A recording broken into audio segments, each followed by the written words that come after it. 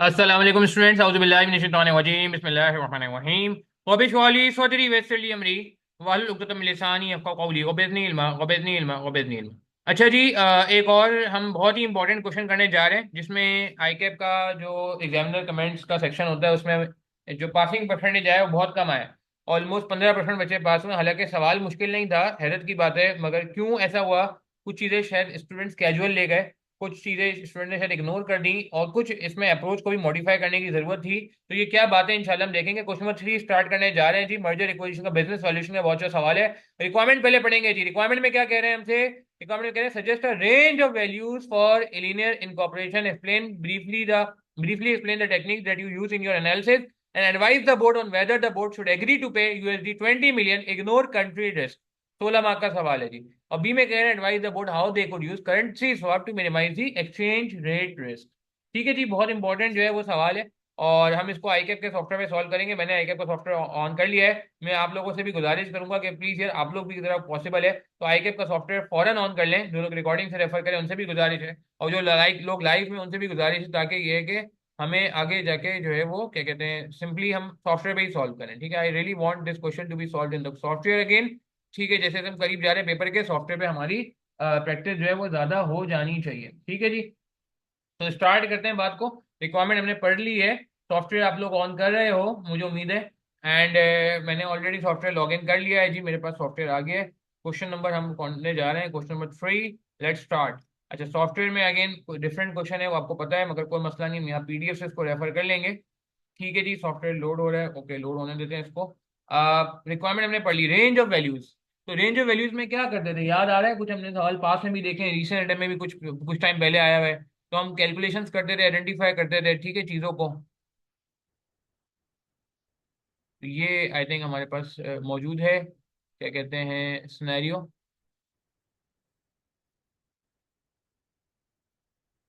अच्छा जी, तो एक मिनट इसकी सेटिंग थोड़ी सही कर लेते हैं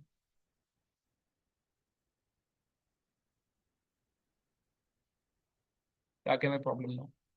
अच्छा जी, इसका थोड़ा फ़ॉन्ट भी बढ़ा लेते हैं, मेरे ख्याल से फ़ॉन्ट बढ़ाने से ये होगा कि थोड़ा सा मुनासिब हो जाएगा। अच्छा जी, तो स्टार्ट करते हैं बात को। रिक्वायरमेंट हमने पढ़ ली, रेंज ऑफ वैल्यूशन सवाल पढ़ेंगे। सवाल में हमसे क्या कह रहे हैं, जरा गौर से देखिएगा। सवाल में हमसे कह रहे हैं एजम ब्यूटी लिमिटेड ए बी। ठीक है जी, एक minute. Azam Beauty Limited (AB) is a listed company that manufactures halal cosmetics in Pakistan. AB has historically exported products primarily to US but also to Asia and the Middle East. US sales have seen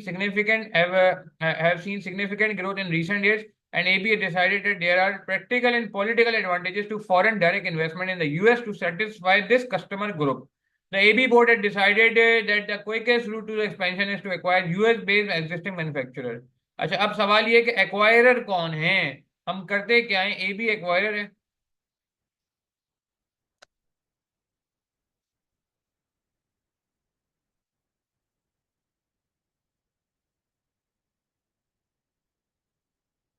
ठीक है जी, और हलाल cosmetics बनाते हैं जी, बहुत अच्छी बात है, ये तो बहुत अच्छी बात है।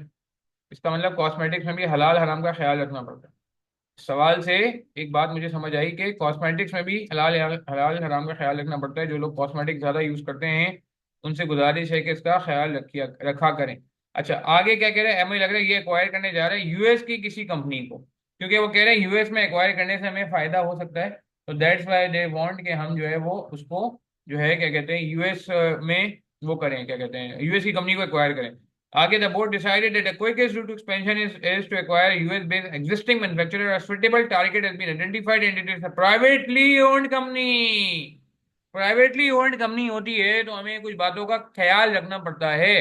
ठीक है, called Eleanor incorporation, it is manufacturing and distribution operation are located in Arizona. The owners of Eleanor Incorporation have indicated that they would be willing to sell the company for $20 million। वो कह रहे हैं $20 million, यानी कि $2 करोड़ की company जो है हम बेचेंगे। आपने लेना है तो बता दीजिए। हमें ही बताना होगा वैल्यूएशन से कि क्या ये सही पैसे मांग रहे हैं या ये ज्यादा पैसे मांग रहे हैं। The following information has been provided. Sir, target company का नाम आ चुका है हमारे पास जी। क्या नाम है? इलीनर। स्पेलिंग आई डोंट नो, मैं क्या लिख रहा हूँ। हाँ सही है, इलेनॉर इनकॉर्पोरेशन ओ आएगा ये। प्राइवेट कंपनी है जी, इसकी वजह से हमें पता है वैल्यूएशन में फर्क आता है। एडजस्टमेंट फैक्टर का हमें जो है वो यूज़ करना पड़ता है, एडजस्टमेंट फैक्टर। ये हमारी जो है वो टारगेट कंपनी। थोड़ा सा इस सवाल में डिफरेंट चीज़ों पे कॉल लेनी पड़ेगी, मैं बताता हूँ क्यों। अच्छा आगे बढ़ेंगे जी। आगे हमसे क्या कह रहे हैं? आगे हमसे कह रहे हैं स्टेटमेंट ऑफ फाइनेंशियल पोजीशन दे दी है, non current assets, current assets, current liabilities, फिर इसके बाद जो है net current assets, capital reserve, long term liabilities. फौरन ही मेरे जहन में कौन सी वैल्यूएशन टेक्निक आ गई? चैट के थ्रू पार्टिसिपेट करेंगे प्लीज यार, प्लीज अलर्ट रहना है हमने यार। लाइव वाले हजरात से गुजारिश है, जो लोग रिकॉर्डिंग रेफर करें उनके भी जहन में आ जाना चाहिए। चैट के थ्रू बताइए, बहुत अच्छी बात की मोहम्मद अरसलान ने। बाकी लोग भी प्लीज पार्टिसिपेट करें यार, पार्टिसिपेट करेंगे तो इससे लगेगा कि हम जो है वो सब अलाइव हैं जी। ठीक हो गया, वेरी गुड। और बताएं बाकी लोग जी। सही कह रहे हैं मोहम्मद, आप भी और बताएं जी। जितने लोग हैं सब पार्टिसिपेट करें। बैलेंस शीट को देख के बगैर किसी सेकंड थॉट के, रत्ती बराबर भी डाउट नहीं होना चाहिए। पेपर में टाइम नहीं आपने वेस्ट करना। नंबर वन हमारे पास है net asset based valuation.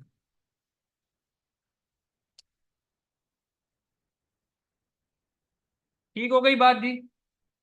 Net asset based valuation तो कैसे निकालेंगे? वेरी गुड रोहेल, सही कह रहे हैं आप भी।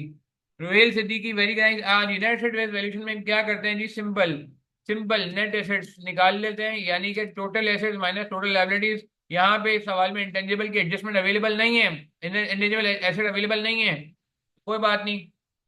टोटल लायबिलिटीज से माइनस कर दीजिए, ठीक है। और ये वर्किंग के लिए हमें एक्सेल की जरूरत नहीं है, ठीक है। तो नेट एसेट्स निकालने के लिए हम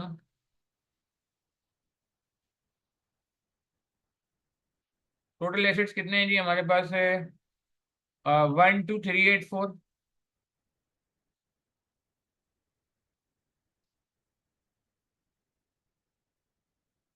3918।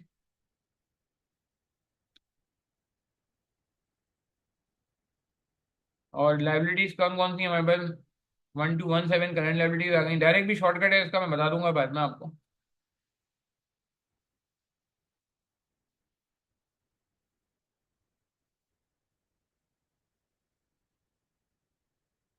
1217 लाइबिलिटीज है एंड लॉन्ग टर्म लाइबिलिटी 5000 है। नेट करें क्या आ रहा है जी? नेट करिए क्या आ रहा है, शाबाश। सवाल में टाइम जाया किए बगैर जैसे ही आपकी नजर पड़ी, नेट सेट नजर आए, बैलेंस शीट नजर आई, आपने कहा बस अब अपने हमने जो है वो कुछ भी नहीं छोड़ना। जी जरा कैलकुलेटर यूज करिए ना जरा प्लीज। 10085 ये वाली फिगर आ जाएगी डायरेक्ट। कोई एडजस्टमेंट नहीं है ना, डायरेक्ट कैपिटल रिजर्व का फिगर आ जाएगा, चेक कर सकते हैं। 10085। डॉलर में बात हो रही है, USD $1000।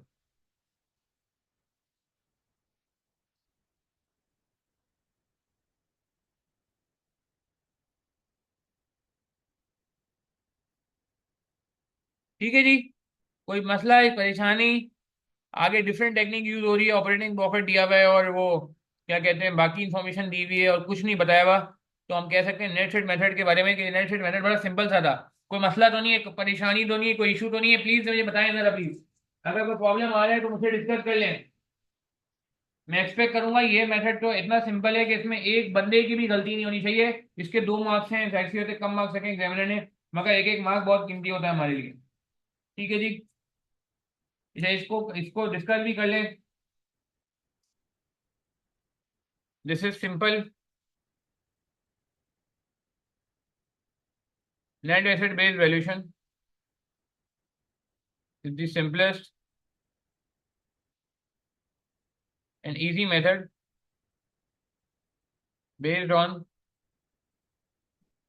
balance sheet values. Usually it is usually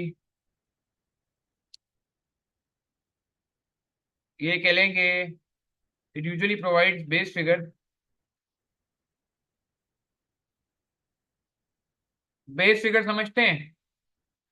that is minimum figure. क्यों कह रहा हूं मैं ऐसा? हाँ भाई अवैध, बात समझ आई आपको? अवैध जोसानी, कल आपने बॉलिंग की मुनासिब। थैंक यू वेरी मच, आपकी टीम का भी शुक्रिया अवैस। खैर।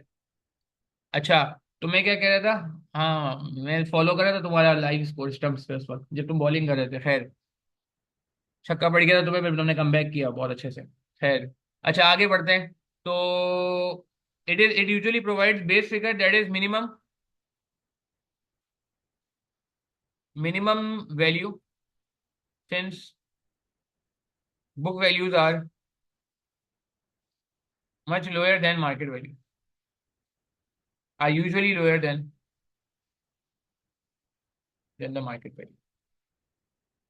ये बात समझ आ रही है जो मैं बातें कर रहा हूँ कि बेस फिगर होती है, ये मिनिमम फिगर है। 10 मिलियन तो कहीं नहीं गए, इसको मिलेंगे ही मिलेंगे, क्योंकि बैलेंस शीट में तो बुक वैल्यू आती है जो कि अक्सर कम होती है। मार्केट वैल्यू तो नॉर्मली एसेट्स की ज्यादा होती है, इन्फ्लेशन की वजह से, टेक्नोलॉजिकल चेंजेस की वजह से, डिमांड सप्लाई की वजह से जो है वो फिगर्स चेंज हो रही होती है प्रैक्टिकली। अच्छा, फर्दर इसमें एक मसला और भी था। फर्दर इसमें हमें एक एडजस्टमेंट क्या करना पड़ता है? No information, further adjustment of, क्या करते थे याद करें? Intangibles such as goodwill. हाँ बिल्कुल सही है अरसलान, ये बात लिखनी पड़ेगी, क्योंकि देखो थ्योरी भी इम्पोर्टेंट है। देखो मैं पूरी थ्योरी पे फोकस कर रहा हूँ क्योंकि मैं चाहता हूँ आप भी फोकस करें। Goodwill should be done but no information is provided in the question, which may decrease valuation but no information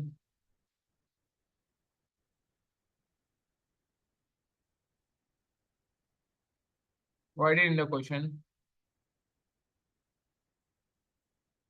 The valuation could be slightly overvalued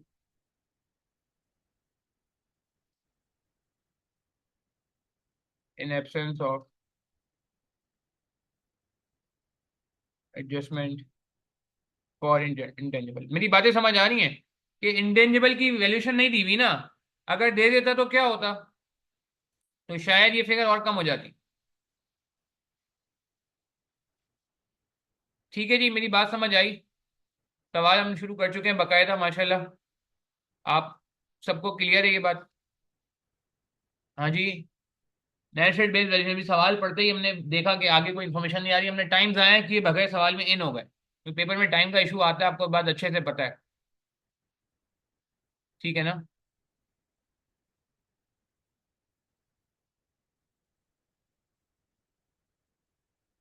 ठीक है जी, क्लियर है बात हमें?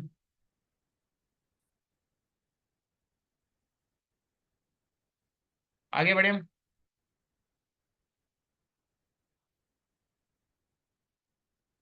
मैं इसको सॉल्व कॉपी कर रहा हूँ अपने पास, जहाँ मैं अपने आंसर नोट कर रहा होता हूँ। आपको क्लियर हो गई बात? पेपर में भी हमने इसी तरह करना है, फौरन अटैक कर देना है। तो ये ना, फौरन अटैक कर देना है, वेट नहीं करना है आपने।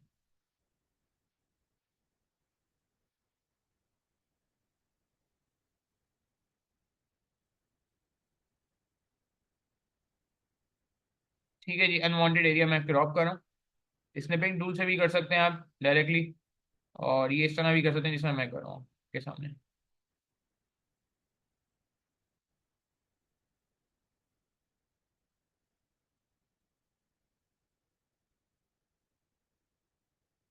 ठीक है जी, आगे बढ़े। अच्छा जी, पहली टेक्निक हमारी निपट गई। अब आगे बढ़ते हैं सवाल में। आगे हमसे क्या कह रहे हैं? आगे हमसे कह रहे हैं भाई कि अब देखिए, जरूरी नहीं है मैं खामा खा में एक्सेल यूज करूँ ना, अगर मेरा काम डायरेक्टली हो रहा है तो, ये मैंने कल भी बात की थी कि डायरेक्टली हो रहा है तो डायरेक्टली कर लेंगे। अच्छा, operating profit for the year ended 31 March, operating profit given है 1200 का, फोरकास्टेड है, बाकी पिछले 3 सालों का दिया हुआ है 890, 810 और 735। अच्छा, इसको देख के फौरन आपके दिन में कुछ आना चाहिए। इस तरह का जब भी स्ट्रक्चर दिया होता है तो फौरन आपके दिन में क्या आता है? प्लीज यार देखें, अब आप इतने अलर्ट हो जाने चाहिए, पेपर के करीब पहुंच रहे हैं आप लोग। सिलेबस ऑलमोस्ट आपने अच्छा खासा कवर कर लिया है या कंप्लीट कर लिया होगा जब आपको ये, अगर जो लोग रिकॉर्डेड ये वीडियो देख रहे होंगे, तो मुझे बताएं फौरन ही आपके जहन में क्या आता है? बिल्कुल सही है, कैश फ्लो मेथड आता है। और एक और चीज भी आती है फौरन, क्या? कभी कभार कैश फ्लो मेथड में हमें इस तरीके से क्या निकालना पड़ता है? हिस्टोरिकल डेटा, अगर पास्ट डेटा गिवन हो, फोरकास्ट डेटा सिर्फ ये सारा पास्ट डेटा है, ये तीनों इन्फॉर्मेशन पास्ट है। इन पास्ट इन्फॉर्मेशन से क्या निकाल सकते हैं? देखिए यार, इतना हमें समझदार होना पड़ेगा, इतना होशियार होना पड़ेगा, इतना अलर्ट होना पड़ेगा। ये मैं आपको पेपर टेक्निक बता रहा हूँ, मेरे सोल्यूशन का मसला नहीं, सोल्यूशन तो आई के में मिल जाएगा। महराज बहुत अच्छी बात की आपने, बहुत अच्छे महराज, आई रियली लाइक इट। और भी कोई मतलब, रोहेल बहुत अच्छी बात की कि यार देखो अब हम इतने समझदार हो जाएंगे, हमें कैफ सिक्स से बच्चे भी अब ये एडजस्टमेंट करके आ रहे हैं, तो मैं समझता हूँ यार फौरन ही फौरन आपका जवाब आना चाहिए। बिल्कुल सही है, और लोग ट्राई करें, क्या कहता हूँ मैं? ग्रोथ निकल जाएगी बिल्कुल। अगर हमें कोई ग्रोथ निकालनी पड़ेगी तो हिस्टोरिकल फिगर से ग्रोथ निकलती है, तो वो आगे जाके देखेंगे। हिस्टोरिकल फिगर से ग्रोथ निकलती है। इस ग्रोथ निकालने में भी लोगों ने बहुत प्रॉब्लम की थी पेपर में, जो कि मैं समझता हूँ कि पेपर में इतना मुश्किल नहीं होना चाहिए था, बट बहरहाल एग्जामिनर कमेंट में आया कि लोगों ने ग्रोथ सही नहीं निकाली, हालांकि बहुत सिंपल डेटा अवेलेबल था। खैर आगे बढ़ते हैं। कैश फ्लो टेक्निक आपके ध्यान में आ गया है, तो बिल्कुल हम कैश फ्लो टेक्निक को कहीं डॉक्यूमेंट कर लेंगे। पी रेशो दे दिया, तो एक और टेक्निक भी मेरे ध्यान में आ गई। कौन सी टेक्निक है? एक ऐसे नेट मेथड में निपटा चुका हूं, पी बेस्ड वैल्यूएशन और cash flow technique, free cash flow method. ये तीन टेक्निक तो लाजमी है, और कोई टेक्निक आ जाती है तो मैं देख लेता हूँ आगे जाके, मगर ये टेक्निक तो मुझे लाजमी नजर आ रही है। एग्री करेंगे, लेकिन सवाल पढ़ते हुए मैंने जैसे आपको कहा, हमें बड़ा अलर्ट चलना होगा। अच्छा आगे बढ़ेंगे। आगे क्या कह रहे हैं हमसे? आगे हमसे कह रहे हैं भाई सवाल में, इसको मैं बंद कर देता हूँ। खैर कहाँ गया? हाँ, सवाल में क्या कह रहे हैं? आगे कह रहे हैं average P ratio for cosmetic industry in USA 15.7, gearing ratio दे दिया D upon D plus E of A B 20%, A B का इक्विटी बीटा दे दिया 1.161, बीटा आपको पता है कि डिस्काउंट रेट निकालने के लिए होता है, discount rate cash flow technique में होता है। मार्केट रिटर्न 13% है, रिस्क रेट 5% है, पाकिस्तान का टैक्स रेट 29% है, यूएसए का टैक्स रेट 21% है। Finance of acquisition A B है sufficient fund available to support cash offer, A B currently है significant PKR debt and the board would like to understand how this could be swapped with USD debt to minimize the exchange rate risk, suggest a range of values for Eleanor Incorporation, briefly explain the technique that you use in your analysis and advise the board should agree to pay USD 20 million। Please यार देखें जरा please, मैं समझता हूँ कि अब आप लोगों से मुझे थोड़ी सी यार दरकार है एफर्ट। प्लीज यार, ये मैंने आपके सामने डेटा रख दिया है, ये आपका ऑपरेटिंग प्रॉफिट है, ये अगर पी रेशो है, पी रेशो का डेटा मैं आपके सामने रख देता हूँ। अगर मैं इसको थोड़ा सा यार, ये वो नहीं हो सकेगा, अगर मैं इसकी वो थोड़ी सी कम करूँ, और कम करता हूँ। चलें जी, ये डेटा आपके सामने, ये क्या दिया हुआ है? ऑपरेटिंग प्रॉफिट दिया हुआ है। अब आप जरा मुझे बताएं, क्या ये इंफॉर्मेशन यूज करके वैल्यूएशन निकालते हैं? पी रेशो का डेटा आगे सवाल में नहीं है, तो मैं आपको 2 मिनट दे रहा हूँ। प्लीज यार, ये पी रेशो गिवन है, ये आपको फोरकास्टेड, ये क्या है? प्रॉफिट, ऑपरेटिंग प्रॉफिट गिवन है, ये ऑपरेटिंग प्रॉफिट लिखा हुआ है ना, ये ऑपरेटिंग प्रॉफिट लिखा हुआ है। तो आप जरा काइंडली यार इस इंफॉर्मेशन के तहत, नीचे टैक्स रेट भी गिवन है, वैसे टैक्स रेट भी गिवन है, यूएसए का 21 है, पाकिस्तान का 29 है। तो यार जरा कुछ आप ट्राई करेंगे, जरा जो लोग रिकॉर्डिंग से रेफर करें उनसे भी गुजारिश है कि थोड़ा सा यार, मैं चाह रहा हूँ आप लोग का भी इनपुट आए, जरा मजा आएगा थोड़ा। आप लोग स्टार्ट करें पेपर में, यार मैं बता रहा हूँ 15-16% बच्चा पास हुआ है इस सवाल में। हालांकि ये सवाल मेरे हिसाब से यार इतना खराब नहीं था। जरा मैं आपको 2 मिनट दे रहा हूँ, जरा जल्दी से आप ई मेथड पे काम करें। फिर कैश फ्लो टेक्निक पे बहुत इंपॉर्टेंट डिस्कशन है, इसमें भी इंपॉर्टेंट डिस्कशन है, एक नए एंगल से हम बात को करेंगे कि एग्जामिनर क्या चाह रहे हैं, क्योंकि इसने मार्क्स ज्यादा रखे हैं, 16 मार्क्स रखे हैं, तो उसकी एक्सपेक्टेशन से बढ़ गई है, और एक्सपेक्टेशन में हम कैसे पूरा उतरेंगे मैं से बात करूंगा। एक जरा जल्दी से लगाएं टाइम, मैं फिर बात। चले जी। तो अच्छा, अब यहाँ पे मैं एक नए चीज़ पे बात करना चाहूँगा जो कि बहुत इंपॉर्टेंट है। वो ये कि देखें, मैं मानता हूँ कि यहाँ पे आपके सामने जो डेटा अवेलेबल है, उसमें ऐसा लग रहा है कि पी मेथड हम एक तरीके से काम करेंगे, मगर थोड़ा सा आपको मैं एक चीज़ पे बता दूँ, गाइड कर दूँ कि हमें इस तरह का जब डेटा अवेलेबल होगा, जिसमें जो है वो आपके पास फोरकास्ट, अच्छा वैसे पी रेशो किस पे निकलता है, एक सवाल है, एवरेज पे निकलता है या फोरकास्टेड में निकलता है या रिसेंट में निकलता है? इस पे काफ़ी बात हो चुकी है वैसे पास में। जी बताएं जरा, कौन सी अर्निंग्स पे निकलता है? पार्टिसिपेट करें, देखें यार, पार्टिसिपेट करेंगे तो आपको ही मजा आएगा, मुझे भी मजा आएगा। जो लोग लाइव में आए उनसे गुजारिश है मेरी, रिकॉर्डेड वर्ल्ड से तो पार्टिसिपेशन नहीं हो सकती। पीएटी कौन सा वाला मोहम्मद? बात सही है, पीएटी पे होना चाहिए, वो बात सही है, ऑपरेटिंग प्रॉफिट में नहीं होना चाहिए। ये आपने बहुत अच्छे बारीक पॉइंट पे जो है निशानदेही की है। मगर सवाल ये है कि पास पहले पे किया जाए या फोरकास्टेड पे किया जाए? मुइन असगर खान कह रहे हैं पास पे करना चाहिए, रोहेल कह रहे हैं दोनों पे करना चाहिए, मोहम्मद कह रहे हैं फ्यूचर पे करना चाहिए। क्या बात है जी, तीनों आंसर आ गए। अवैस दोसानी कह रहे हैं पास पे करना चाहिए। अच्छा देखें, एक बात ध्यान में रखें, पास में कितना पास, एवरेज या बिल्कुल रिसेंट पास? हम्म।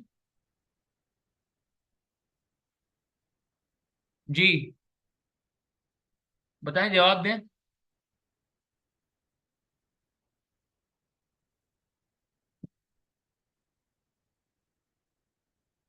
जी सोचें जरा।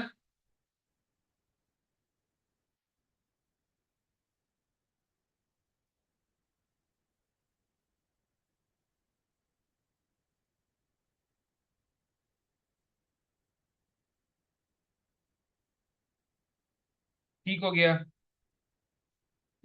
देखें अब मैं आपको ये बताऊंगा, मोहम्मद बिल्कुल सही है। सवाल के मार्क्स चेक करें। 16 मार्क का सवाल है। बहुत ज्यादा डेटा नहीं है। कैश फ्लोज भी आपको बने बनाए दे दिए, कोई आपको कैश फ्लो बनाने की जरूरत नहीं है। कोई डेप्रिसिएशन नहीं दिया हुआ, कोई लॉस एंड डिस्पोजल नहीं दिया हुआ, कोई कैपेक्स नहीं दिया, गुल्लक गुल्लक कुछ नहीं दिया, कोई सेल्स नहीं दी हुई। और 16 मार्क का सवाल है। तो मैं आपको ये रिकमेंड करूंगा कि आप कोशिश ये करें कि यार आप ना इस पे काम करें। किस पे काम करें? आप जो है वो दोनों पे काम करें। 890 पे भी काम कर लें और 1200 पे भी काम कर लें। अच्छा एक बात ध्यान में रखिए, ऑपरेटिंग प्रॉफिट है। ये ऑपरेटिंग प्रॉफिट है, तो ऑपरेटिंग प्रॉफिट का मतलब है क्या? इसमें टैक्स माइनस हो गया या नहीं हुआ है? मुझे ये बताएं।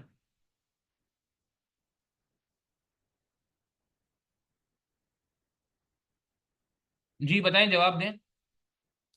क्या इसमें से टैक्स माइनस हो गया या नहीं हुआ है? मुझे ये बताएं। तो ये इंपॉर्टेंट पॉइंट था यार, ये बिल्कुल टैक्स माइनस करना पड़ेगा। अच्छा कौन सा टैक्स माइनस करेंगे, ये भी एक सवाल है। 21% वाला टैक्स माइनस करेंगे, 29 करेंगे, दोनों को ऐड करके माइनस करते हैं। हाँ कौन सा माइनस करेंगे, एवरेज निकाल लें। कौन सा रेलिवेंट टैक्स रेट होगा? प्लीज क्विकली क्विकली यार, फौरन फौरन जवाब आना चाहिए यार, दे दे से नहीं आना चाहिए। बिल्कुल सही है मोहम्मद। मुइन असगर खान। ठीक है, बिफोर टैक्स था, इसको आफ्टर टैक्स करना पड़ेगा। बिल्कुल सही है। अवैध रुसानी बिल्कुल सही कह रहे हैं। 21% वाला टैक्स, 21% यूएसए वाला टैक्स। अच्छा एक इसमें मसला है, मैं बता देता हूँ छोटा सा। ये प्रॉब्लम ये है कि यार ये ना, इसमें ये जो डेट है, ये डेट, क्या इसका आपको इंटरेस्ट रेट बताया हुआ है? वैसे वैसे उसूली तौर पे ऑपरेटिंग प्रॉफिट के बाद इंटरेस्ट भी आता है और टैक्स भी आता है। ठीक है, पी बेस्ड वैल्यूएशन में हम ये कह रहे हैं कि ऑपरेटिंग प्रॉफिट, प्रॉफिट का मतलब होता है before interest and tax.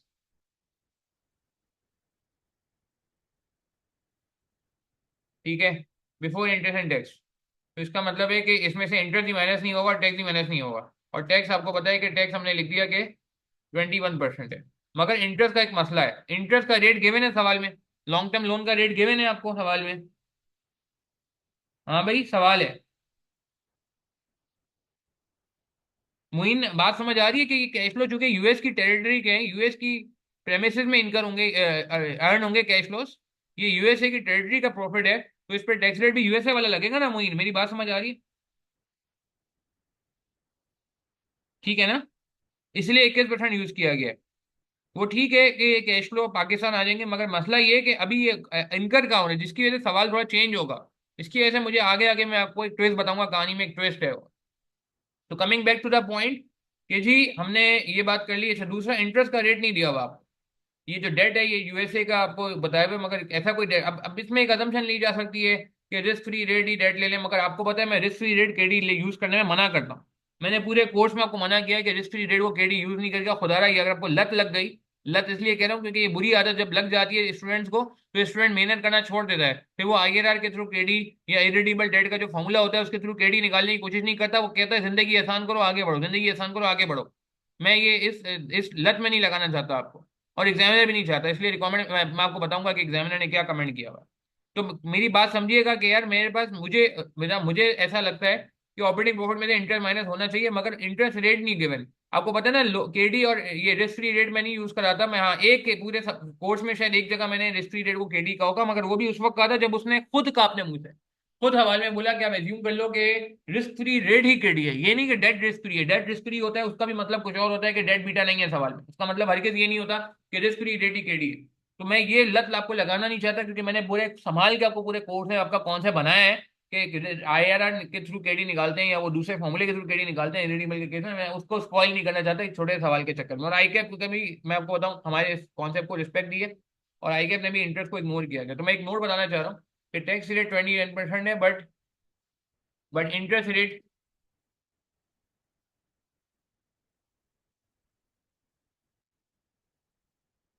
Since interest rate on long term loan not available, we can't compute interest accurately, therefore we will only deduct tax from operating profit to compute earnings।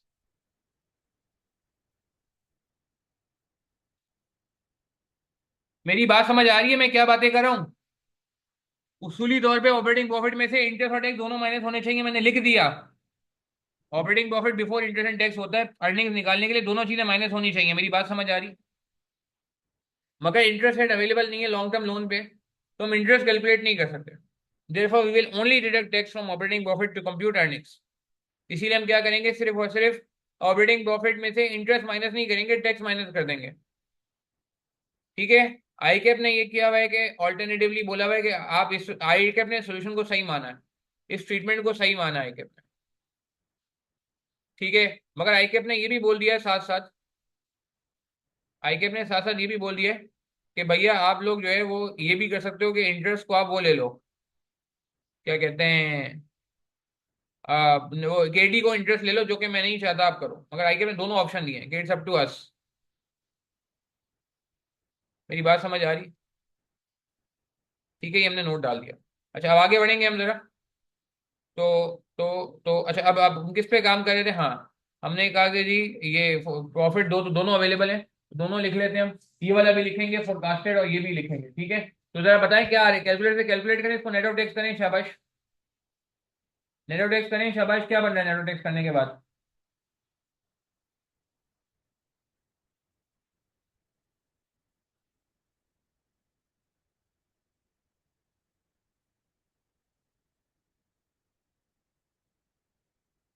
Pad कह लें या earnings कह लें, एक ही बात है।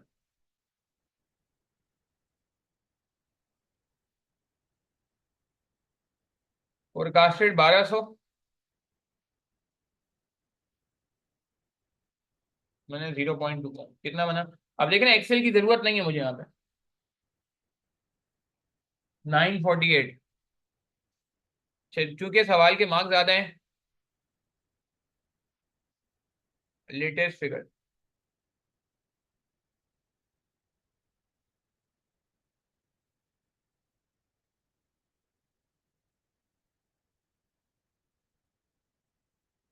890 into this, कितना बना?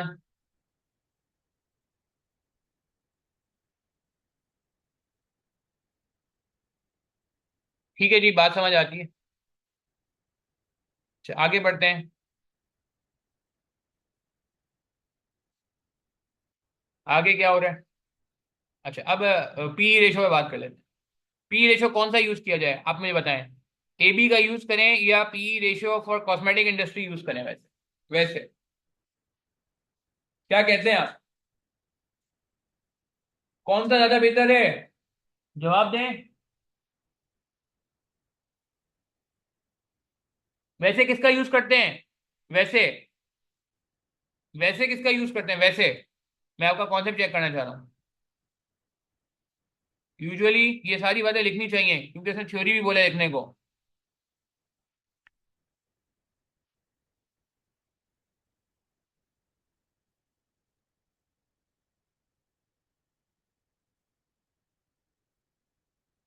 जी, जल्दी बताएं यार। यूजुअली हम एक्वायरर का यूज करते हैं, सही कहा आपने मोहम्मद। मोहम्मद नहीं, कॉस्मेटिक इंडस्ट्री का इसमें यूज करना है, मगर वैसे हम यूजुअली किसका यूज करते हैं? मुइन असगर खान सही कह रहे हैं। यहाँ तो कॉस्मेटिक इंडस्ट्री का यूज कर लेंगे, वो बात आपकी सही है। मगर यूजुअली हम किसका करते हैं? यूजुअली यूजुअली हम अपना यूज करते हैं, क्योंकि ये अर्निंग आइंदा हमारी होने वाली है। याद है, ये तो मर्ज एंटिटी का पी निकालते थे, या फिर हम एक्वायरर का पी यूज करते थे। देखें, इस सवाल के थ्रू एक अपॉर्चुनिटी भी है कॉन्सेप्ट को रिवाइज करने की, क्योंकि इसकी वजह ये है ना कि कल को इसकी अर्निंग हमारी अर्निंग होने जा रही है, तो फिर हम अपना पी रेशो लगा दें। वो अलग बात है कि कभी कभार हमने मर्ज एंटिटी का पी रेशो भी निकाला है, कुछ एडजस्टमेंट फैक्टर वगैरह दिया होता था सवाल में, अगर हम याद करें, रिकॉल करें। हाँ भाई, बात याद आ रही है आप लोग? बात याद आ रही है? तो अब क्या करें, एक्वायरर का यूजुअली, अब देखिएगा ये नोट जरा इंपॉर्टेंट है, we use P ratio of acquirer. ये थोड़ा सा सवाल को ना थोड़ा डिफरेंट, ये ऐसा सवाल 2 साल पहले या 2-3 अटेम्प्ट पहले इस तरह का सवाल आया था, वहां भी इस तरह बिखरा हुआ डेटा था, हैप्पी डेटा था। तो हमने बहुत सारी वैल्यूशन की थी। रेंज को वैल्यूशन का मकसद ही यही है कि आप उसको ऑप्शन दो, मैनेजमेंट को ऑप्शन दो, ऐसे देख लो, ऐसे देख लो, ऐसे देख लो, ऐसे देख लो, और फिर उसके ऊपर डाल दो कि यार आपको जो अच्छा लगे आप उसका डिसीजन कर लो। Usually use P ratio of acquirer for valuation. However, since we are operating in outside, since we are operating in foreign country, that is USA, we should use, we may also use.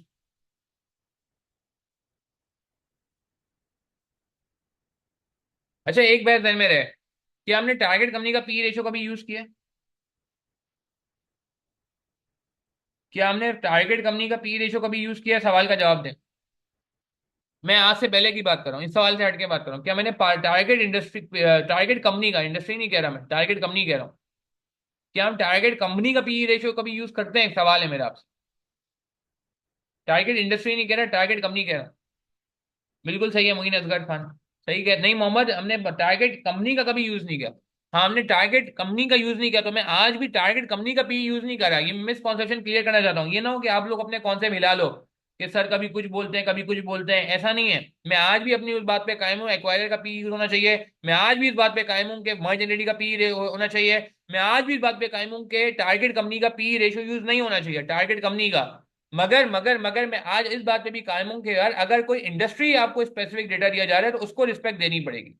अगर यहाँ P ratio for वो inner take लिखा होता, जो भी थी, कौन सी company थी, क्या नाम था उसका, इनर टेक तो एक और कोई कंपनी है, खैर अल्लाह माफ करे, कहाँ नाम आ गया इनर टेक का।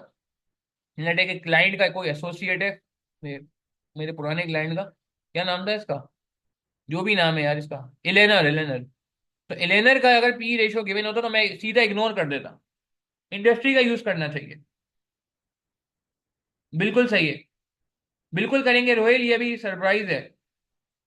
कोशिश करें मुइन असगर खान, आप कैप्स यूज ना करें प्लीज। कोशिश करें कैप्स यूज ना करें, नॉर्मल फॉन्ट यूज करें, थैंक यू। क्योंकि हम मुस्तकबिल में वो कैश फ्लो हमारे हैं, बिल्कुल सही है। कॉस्मेटिक इंडस्ट्री का तो मैंने क्या लिखा, आप जरा बात समझिएगा।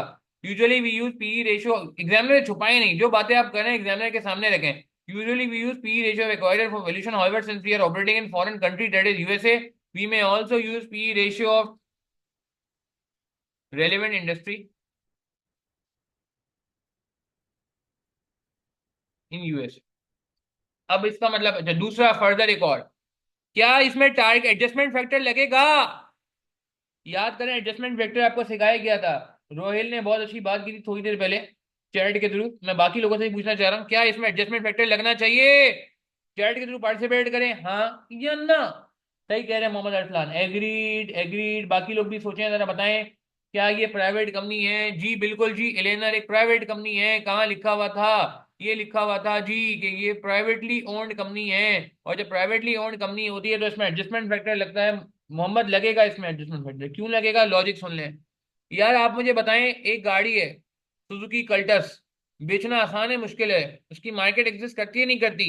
जी हाँ जी, मार्केट एग्जिस्ट करती है, उसका बायर अवेलेबल है, आपने सिर्फ और सिर्फ आवाज निकालनी है कि मुझे गाड़ी बेचनी है, काफी लोग इंटरेस्टेड आपके पास आ जाएंगे।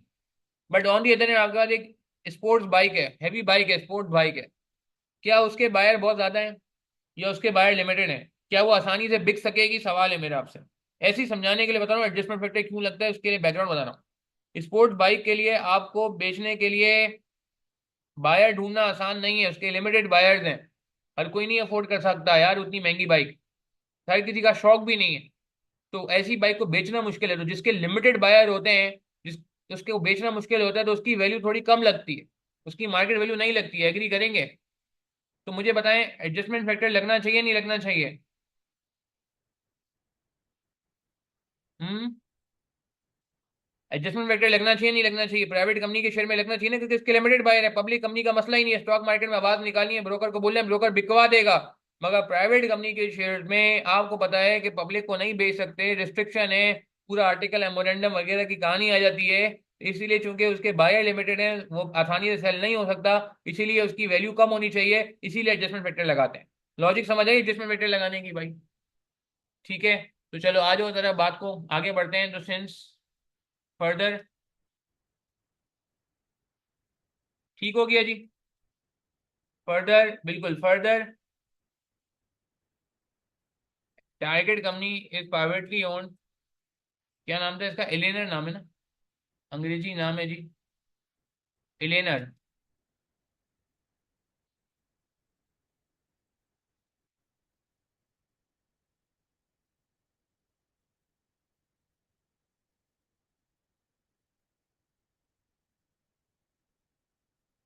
कंपनी एक्ट कह रहे हैं जी, हाँ बिल्कुल जी, कंपनी एक्ट 2017 रेफरेंस नहीं दीजिएगा, खैर है, ऑब्वियस है, तो पूरी दुनिया में जहां भी लॉज है वहां ऐसा ही होता है। Adjustment factor should be applied. जैसे कौन सा एडजस्टमेंट फैक्टर लगाएं? आइदर 2/3 और 3/4। हम कम्युनिकेट करते हैं एग्जामिनर को, हम पढ़ के आए हैं, हमें सर ने हमारे दोनों चीजें बताई हैं। बहुत सारे लोगों से सवाल करते हैं कहाँ लिखा है 2/3 3/4, अभी आगे के सोल्यूशन में भी आपको नजर आ जाएगा जो सोल्यूशन सोल्यूशन है। तो कहने का मतलब है यार, दुनिया में लगता है यार, इसी से वगैरह में भी लगता था। तो हम क्या यूज करें? We will use 3/4। थोड़ा सेफ खेलते हैं, क्योंकि हमें लग नहीं रहा कि बहुत ज्यादा कंजर्वेटिव माहौल है। माहौल बहुत कंजर्वेटिव नहीं है। कंजर्वेटिव होता है यानी कि थोड़ा डिप्रेस्ड होता, तो हमें 3/4 करते हैं, हालात मुनासिब लग रहे हैं। Adjustment factor.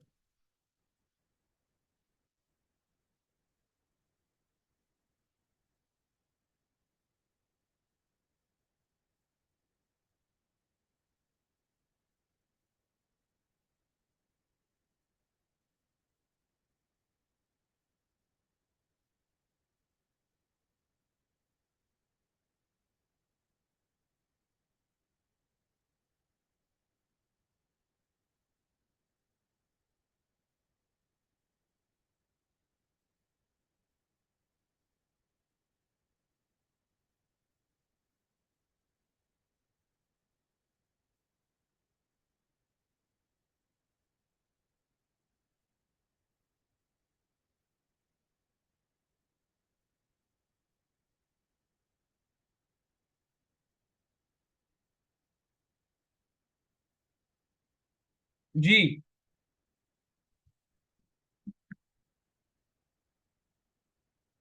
नहीं, मैंने तो यार ज्यादातर एडजस्टमेंट फैक्टर 2/3 और 3/4 देखा है। मैं चाहूंगा आप यही फॉलो करें। मैं चाहूंगा आप यही फॉलो करें। हम 3/4 फॉलो कर लेंगे, ज्यादा नहीं करेंगे। अब इसका मतलब है कि हमारे पास दो ये हो गए, पी वैल्यूएशन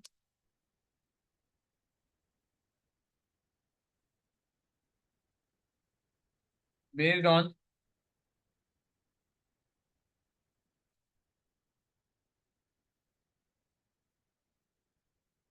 ठीक है, एग्री करेंगे।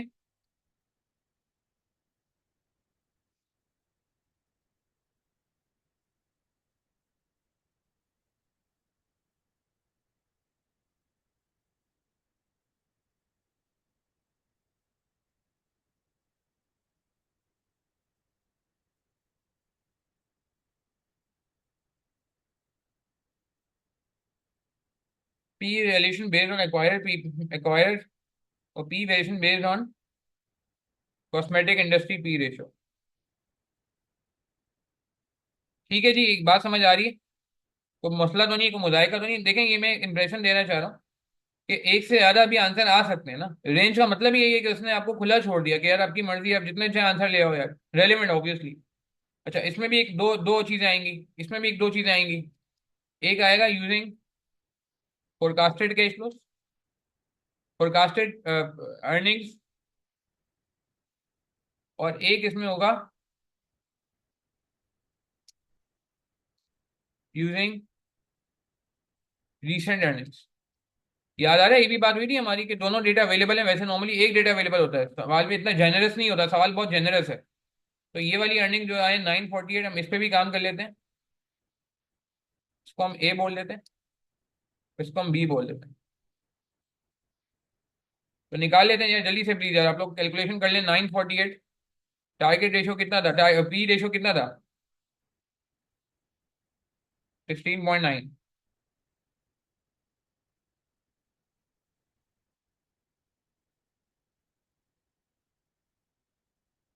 इंटू 0.75। ठीक है, बात समझ आ रही?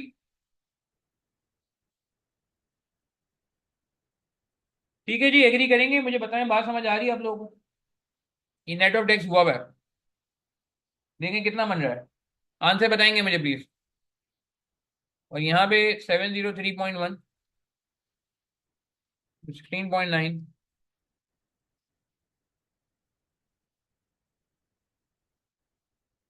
जी, यहाँ भी इसी इतना कर लेते हैं। टेक्नोलॉजी का फायदा, ये कॉपी पेस्ट हो जाएगा। और यहाँ पे बस चेंज ही हो जाएगा, कॉस्मेटिक इंडस्ट्री का पी रेशो आ जाएगा, जो कि कितना था? 15.7।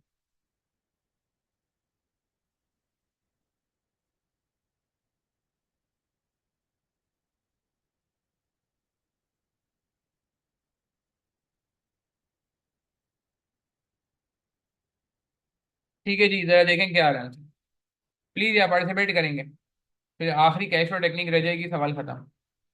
120161012015.9 अवैध तोसानी कह रहे हैं। ठीक है अवैध, एग्रीड। दूसरा बता दो। ये यूएसडी 1000 है, हाँ? दूसरा वाला कितना आ रहा है?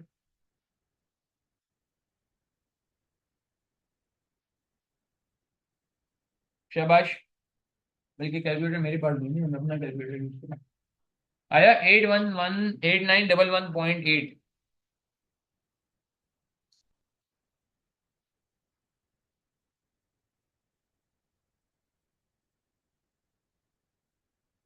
ठीक है जी, आगे चलते हैं, ये भी बता दें। कैलकुलेटर। जी अवैध, शाबाश। और भी बाकी लोग भी जरा यार प्लीज वेरीफाई कर लें, मैं भी जरा कैलकुलेटर पे वेरीफाई कर लेता हूँ।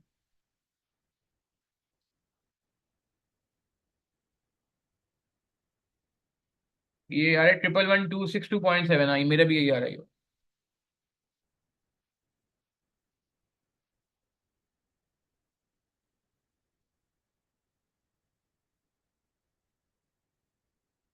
और फिर इसके बाद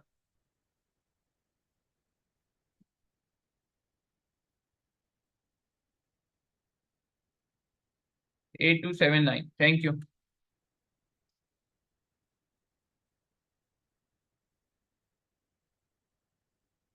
तो रेंज ऑफ वैल्यूशन क्या आ रही है? Using P method B. क्योंकि सवाल आखिर का बड़ा सिंपल है, कह रहे हैं $20,000 दे नहीं दें। तो ये आ गई 8279 टू 12016। वो $20,000 मांग रहा है यार। अच्छा, अभी तक की वैल्यूशन क्या कह रही है कि ये जो $20,000 मांग रहा है वो सही है गलत है? ऊपर 10085 आया था, देख रहे हैं नेट सेट में, और नीचे आ रहा है ये 12016, मैक्सिमम जा रहा है। क्या कहते हैं आप लोग, क्या जस्टिफाइड है उसके पैसे? जवाब दें। अभी तक तो ये कैश फ्लो टेक्निक शायद ब्रेक थ्रू करते, अलग बात है, मगर लग नहीं रहा फिलहाल। फिलहाल लग नहीं रहा। इसको भी जरा हम।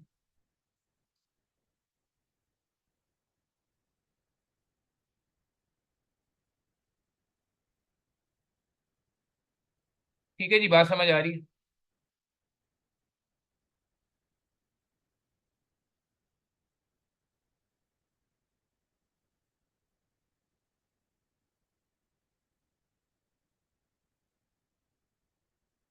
ठीक है जी, दो टेक्निक हमारी निमट गई अलहमदुल्ला।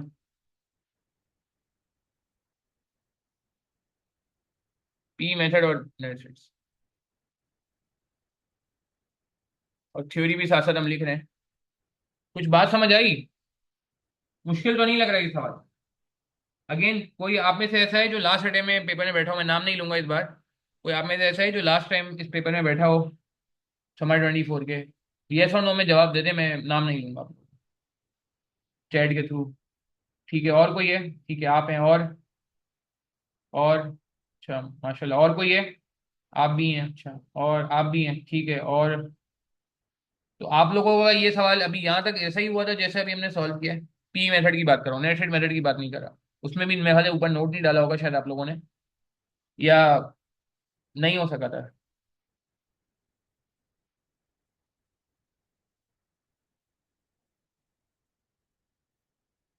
हम्म। यहाँ तक इस चीज ना कर लिया था, चारों मतलब एडजस्टमेंट फैक्टर भी लगा लिया था और ये सब चीजें कर ली थी, मगर एडजस्टमेंट फैक्टर लगाया था, रिसेंट पे ही पे काम किया था। कंफ्यूज था, फोरकास्ट पे करूँ या ओल्ड पे करूँ, अभी समझ आई कुछ बात। पेपर में मुझे पता है ये कंफ्यूजन हुई है, हालांकि सवाल मुश्किल नहीं है, पता है सवाल में इतना डेटा दे दिया उसने कि वो डेटा ज़्यादा देना भी वबाले जान हो गया, जिसे कहते हैं ना उर्दू में, वबाले जान हो गया। वबाले जान मतलब ये कि ट्रिकी हो गया ना आपके लिए, प्रॉब्लम हो गया, प्रॉब्लमेटिक हो गया। नॉर्मली तो डेटा नहीं गिवन होता, यहाँ तो डेटा ही डेटा है यार। ये भी दे रहा है, वो भी दे रहा है, हाँ छुपाया हुआ क्या, टैक्स रेट छुपा दिया, इंटरेस्ट छुपा दिया। अच्छा, आई कैप ने इसमें ऑल्टरनेट जो है ना, हाँ हलवा ये लग रहा है, बिल्कुल सही कह रहे हैं। चलो कोई मसला नहीं है, ये लर्निंग पर्सपेक्टिव हो गया कि यार अगर एक से ज्यादा पॉसिबिलिटी बन रही है और मार्क्स हैं, तगड़े मार्क्स हैं, तो we should go for it. जैसे मिसाल के तौर पे यार कोई सेंस नहीं बनती थी, मैं समझता हूँ पर्सनली सवाल में आई कैप क्या करता था, या तो ये देता था फोरकास्ट, या रीसेंट देता था। आपने कभी नहीं देखा होगा कि दोनों दिया हूं। अक्सर पास पेपर के जो आप सवाल देखेंगे उसमें दो में से कोई एक गिवन होता है, अब दोनों दे दिए तो दोनों पे काम करना पड़ेगा। सेम यहाँ पे उसने दिया तो पी रेशो एक्वायरर का, मगर कॉस्मेटिक इंडस्ट्री का भी दे दिया।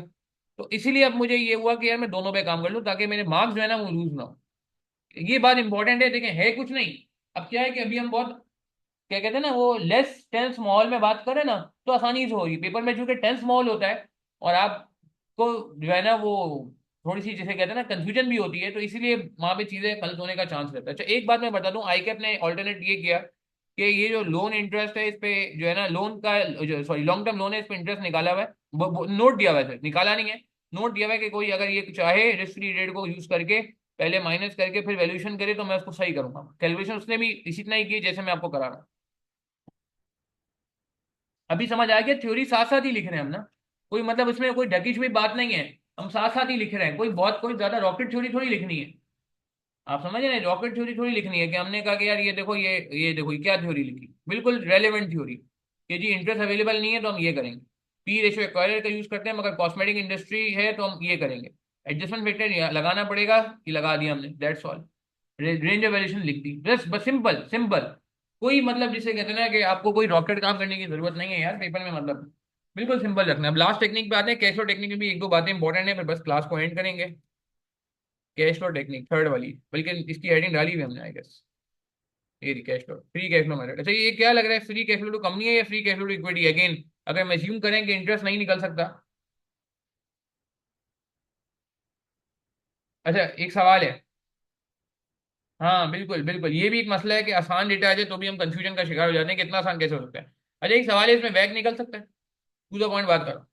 क्या हमारे पास मार्केट वैल्यूज अवेलेबल हैं इक्विटी और डेट की कि हम वैक निकाल सकें? जवाब दें हाँ या ना, क्योंकि ये सवाल बहुत इंपॉर्टेंट है कि मैं वैक है या नहीं है, क्योंकि ये इससे मेरे फर्क पड़ेगा ना आंसर पे। जवाब दें शाबाश, क्या ये सवाल है वैक निकल सकता है? अवैध दोसानी जवाब दें यार। क्या डेटा अवेलेबल है डेट इक्विटी का, मार्केट वैल्यूज अवेलेबल है डेट और इक्विटी की? वैक तो मार्केट वैल्यूज पे निकलता है। क्या कहते हैं? पार्टिसिपेट करें बिल्कुल। कैसे निकलेगा वैक? कैसे निकल सकता है अरसलान, मुइन असगर बताएं।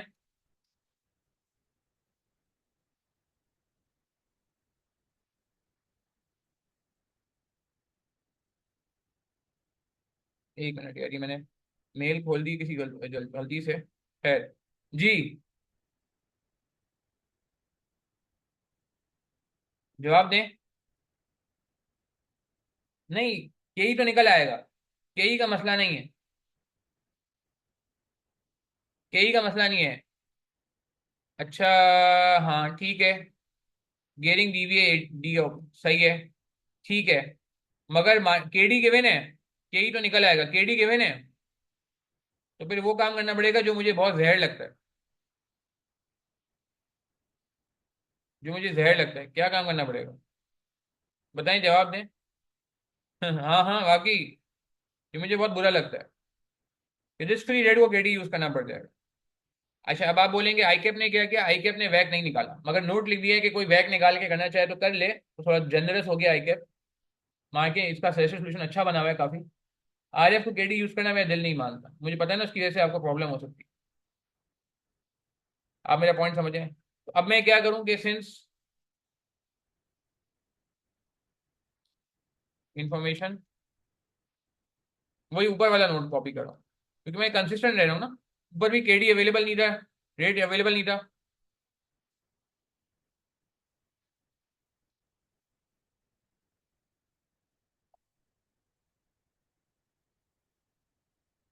कौन से एवरेज पे? एवरेज कौन से एवरेज की बात कर रहे हो? किस चीज के एवरेज की बात कर रहे हो, मुझे थोड़ा एलेबोरेट करो। नहीं कैलकुलेट नहीं हो सकता ना, रिडीमेबल कितने साल बाद रिडेम्पशन हो रही है कुछ बताया हुआ ही नहीं है। चलो अगर ये बोलता है बैंक लोन है तो उसका इंटरेस्ट रेट ही केडी हो जाता वन माइनस टी करके, तो वो भी नहीं बताया हुआ इसने। अवैध थोड़ा एक्सप्लेन, प्रॉफिट को एवरेज क्यों नहीं किया? यार नहीं, प्रॉफिट को एवरेज नहीं करते अवैध, या तो हम लेटेस्ट पे काम करते हैं या फिर इस पे काम करते हैं। एवरेज उस वक्त करेंगे जब वो बोलेगा कि आपने अर्निंग को एवरेज करना है। हमने एक सवाल में एवरेज किया था, शायद इसी से का सवाल था या कौन सा सवाल था, मगर उसने उसमें बोला हुआ था कि आप एवरेज प्रॉफिट यूज करो पी में। तो अगर कुछ नहीं मेंशन होगा तो अवैस इन दो में से कोई एक फिगर ही यूज होगी, या तो ये गिवन होगा सवाल में या ये गिवन होगा। मेरी बात समझ रहे हो? अवैस एवरेज नहीं करेंगे जब तक वो खुद नहीं बोलेगा। Average is not a very good, क्योंकि देखो उसकी वजह क्या है, उसकी वजह सुनना, एवरेज में एक प्रॉब्लम क्या है यार, ये तो बहुत 2 साल पुरानी बात हो गई, ये 3 साल पुरानी बात हो गई। तो यार पास्ट तो आपको, तो दुनिया तो बहुत तेजी से चेंज हो रही है। अगर मैं एवरेज की बेस पे अर्निंग निकालूंगा तो पुराना जो इम्पैक्ट है वो भी तो कैरी फॉरवर्ड हो जाएगा। क्या ख्याल है अवैस? लॉजिक समझ आ रही है कि यार ज्यादा बेहतर ये नहीं कि जो अभी रिसेंटली हुआ है वो अभी सही पोजीशन है, बिजनेस का नाम था नहीं था हमें कुछ पता नहीं। ठीक है। अच्छा, और दूसरा ये कि हमने अपने आप को सेव भी रखना है। अच्छा, अब आ जाते हैं जरा, तो मैंने क्या कहा, information about KD is not available, therefore we can't calculate वैक and use K for discount.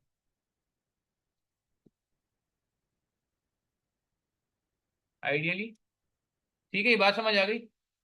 Growth पे काम करूंगा, अभी अभी काम आएगी, बिल्कुल मोहम्मद, ग्रोथ पे काम आएगी। Ideally we should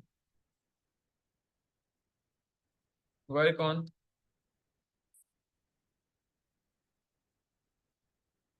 free cash flow to equity. देखें यार, ये दो बातें मैं शुरू में कर रहा हूँ, थ्योरी भी कवर हो रही है और सवाल भी थोड़ा मेरा स्ट्रांग हो जाएगा। Ideally we should work on free cash flow to equity, to company, to equity sorry, which means reduction of. ये बात समझ आ रही है कि कई पे डिस्काउंटिंग करते हैं, तो जब कई डिस्काउंट फैक्टर यूज होता है तो ये free cash flow to equity बनता है। एग्री करेंगे? ओ भाई याद आ रही है बातें, मैं ये सवाल कराने का मकसद ये भी है कि आपका रिवीजन करा दूं मैं। सही है कि आइडियली हम क्या करते थे कि अगर कई पे डिस्काउंटिंग करते थे तो ये होता था free cash flow to equity. Ideally we should work on free cash flow to equity which need reduction of interest from free cash flow. However, since information about interest rate is not available,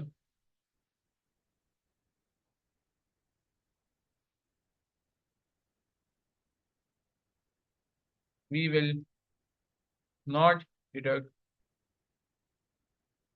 we will use, will just, we will deduct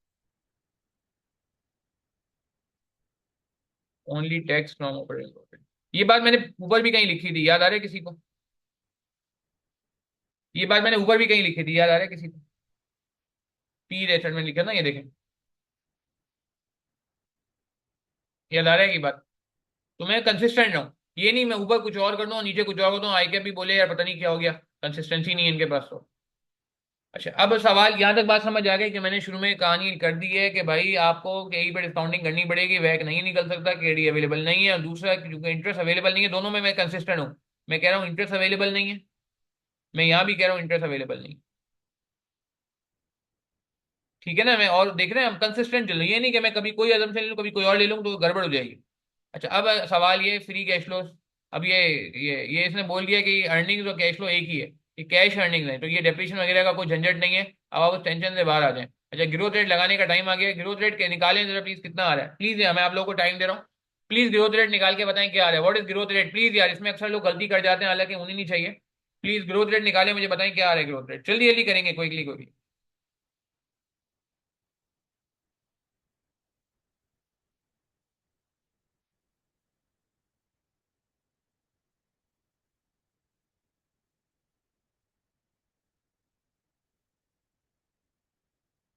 जल्दी से please, मैं wait कर रहा हूँ।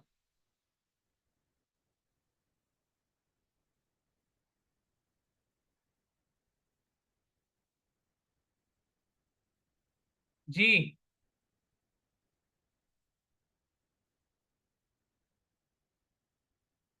आया growth rate? इसमें अक्सर लोग गलती कर जाएंगे मुझे लग रहा है, जो लोग रिकॉर्डिंग से रेफर करें उनसे भी गुजारिश है।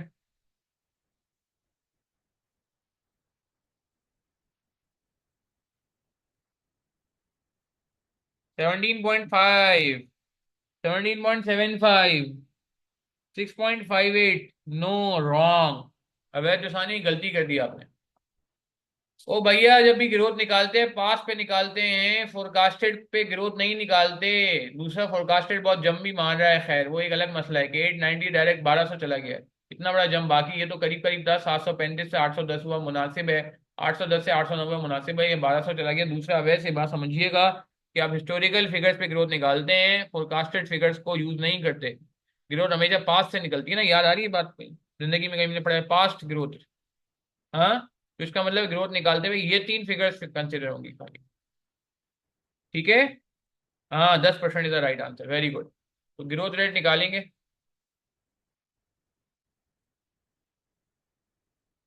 देखिए, सॉफ्टवेयर पे इतना मुश्किल नहीं हो रहा सॉल्व करना, मैंने देखा एक्सेल यूज ही नहीं किया अभी तक, जरूरत ही नहीं पड़ी।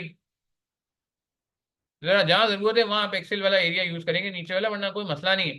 Growth rate need to be computed using historical data.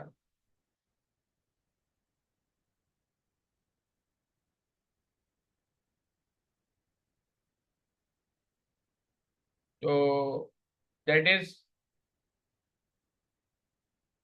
Forecasted figures will be. ठीक है, ये अभी करते हैं, मोहम्मद इससे बात करनी है। उन्हें मार्क्स ज्यादा है तो इस पे बात करनी पड़ेगी। थोड़ा थोड़ा मैं आहिस्ता आहिस्ता लेके चल रहा हूँ चीजों को, तो एकदम से सारी चीजें बताऊंगा तो आप फंस जाओगे। तो निकाल लेंगे ग्रोथ रेट यार, फॉर्मूला याद आ रहा है? तो ये 890 हो गया है, 735 हुआ करता था, दो ग्रोथ लगी नहीं है ना। इस दौरान कितनी ग्रोथ है? तीन ग्रोथ नहीं है, ये दो ग्रोथ है, ये वाला तो इग्नोर हो गया ना। ये नहीं, सॉरी, सिर्फ ये देख।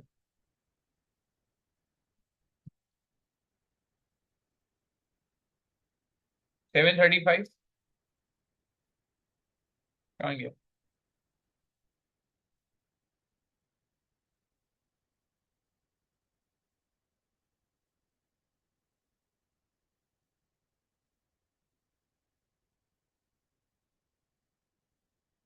1 + g⁻²।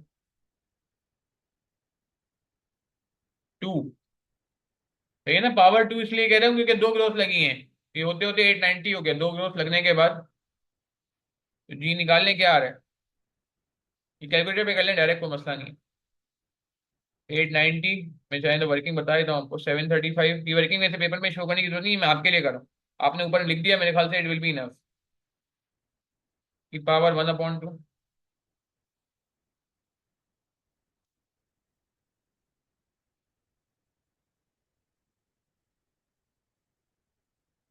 ठीक है, ये आप अपने तरीके से निकालेंगे ग्रोथ, मसला तो नहीं है। क्या आ रही growth rate?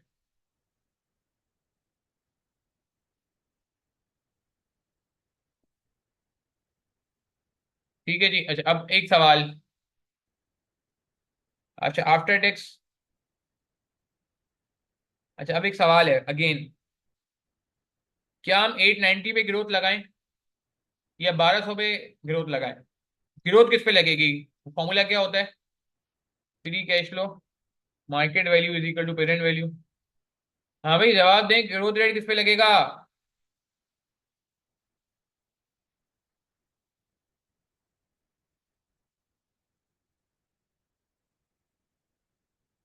Free cash flow in year 1। यही फॉर्मूला होता है, डिवाइड बाई के-जी।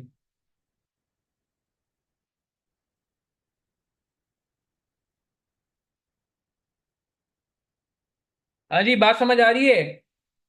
मगर मेरा सवाल का जवाब दें कि 890 पे ग्रोथ लगाई जाए या 1200 पे ग्रोथ लगाई जाए। जवाब दें, शाबाश।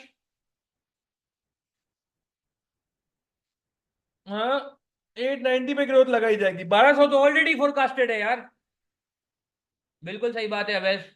मोइन असगर खान सही कह रहे हैं, मोहम्मद अरसलान सही कह रहे हैं, मोहम्मद सही कह रहे हैं, वेरी नाइस यार। बहुत अच्छी बात किया, बहुत अच्छी बात। ठीक हो गया जी। तो चलें बस फाइनल करते हैं चीजों को। मगर एक मसला ये है कि के ही नहीं पता, अपने को के ही तो पता ही नहीं है भाई। फॉर्मूला लिख दिया वो सही है, मगर के ही कहाँ है? किथे किथे के ही किथे है भाई? तो के ही का फॉर्मूला था भैया, RF + बीटा RM - RF। अरे भाई मेरे पुराने दोस्त क्लाइंट भी हैं, टैक्स का रिटर्न हमसे भरवाते हैं। आरिफ भाई कहाँ है? आरिफ भाई गिवन है, रिस्क फ्री रेट गिवन है, आर एम गिवन है, मार्केट रेट गिवन है, बीटा गिवन नहीं है।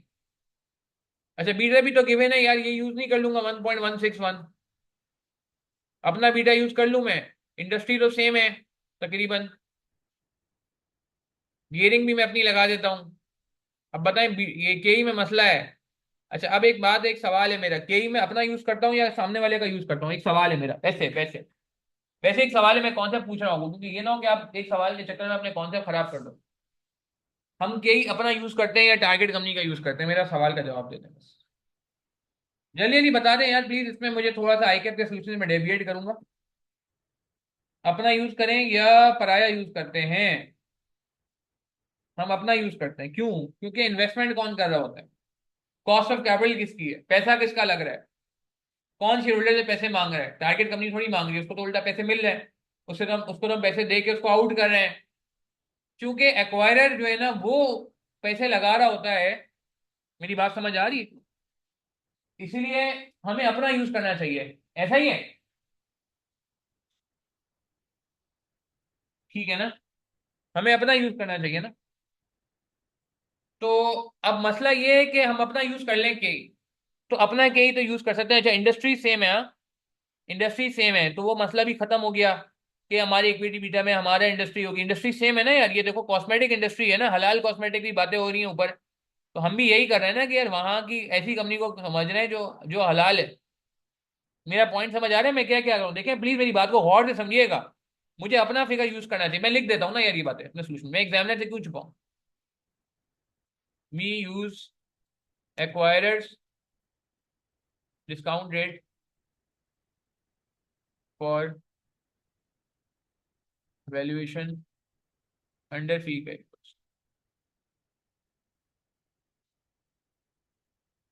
Current equity beta, current equity beta में दो चीजें आ रही हैं, कॉम्प्राइज ऑफ क्या चीज? बताएं, इक्विटी बीटा में दो चीजें होती हैं यार, प्लीज देखें मैं आपके लिए सारी डिटेल में बातें कर रहा हूँ। सवाल की सोल्यूशन बहुत छोटा सा है, सोल्यूशन में कुछ है ही नहीं, सोल्यूशन बहुत छोटा सा बनेगा। मगर थ्योरी थ्योरी सारा लिखनी है ताकि मुझे मार्क्स तो मिले यार। ये सवाल में 15-16% बच्चा पासिंग मार्क्स ले सका है, इसका मतलब यही कि लोगों ने बहुत सारी बातें जो करनी थी वो इग्नोर की, कैजुअल लिया सवाल को सीरियस नहीं लिया। अभी सीरियस ले रहे हैं हम सवाल को। तो current equity beta comprise of क्या क्या होता है?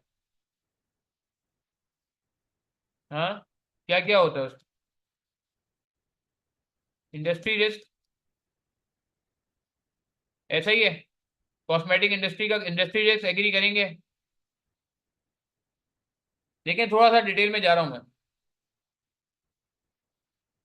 और और और क्या चाहिए होता है? और क्या होता है? इंडस्ट्री रिस्क और फाइनेंशियल रिस्क, ऐसा ही है। Very good Awais.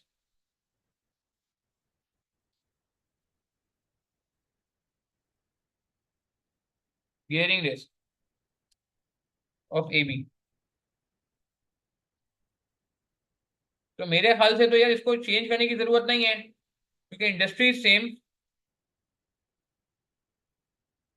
Acquiring industry same.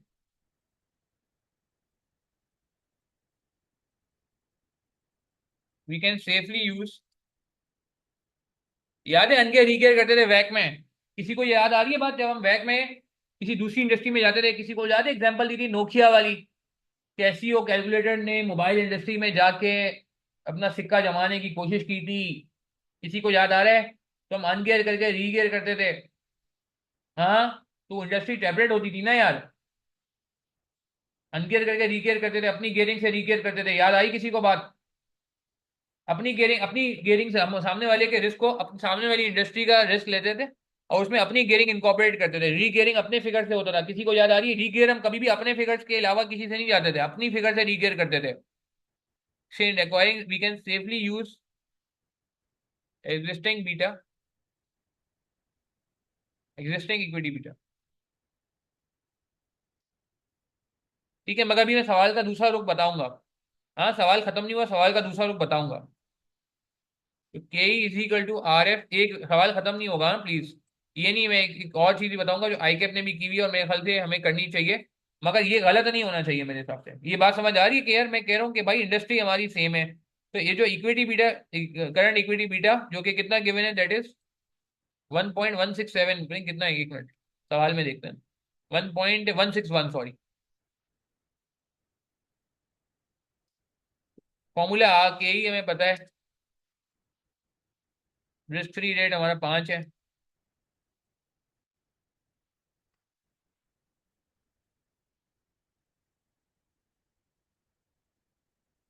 Beta 1.161,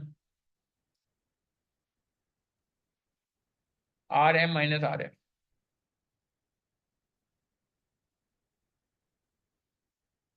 कितना आ रहा है के ही, जरा चेक करें। हाँ भाई, के ही कितना आ रहा है? कैलकुलेटर मेरा भी कितने है? 8 × 1.161 प्लस 5, 14.289।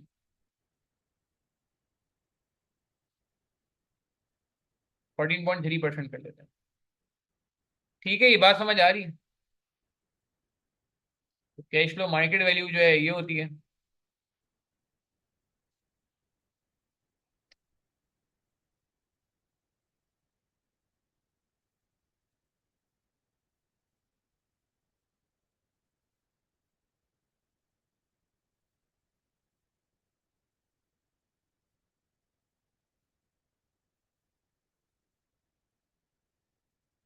ए में यूजिंग,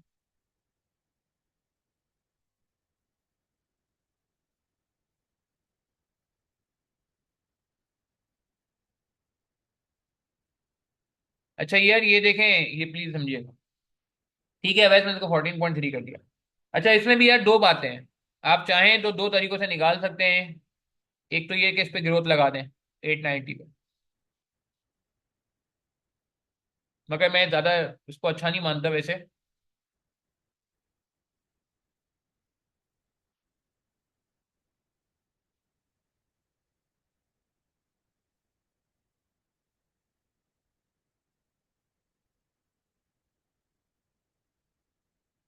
890 इंटू 1 पॉइंट, कितना ग्रोथ रेट आया था? 1% आया था ना, 1.1। तो 890 को पहले आफ्टर टैक्स तो कर दो।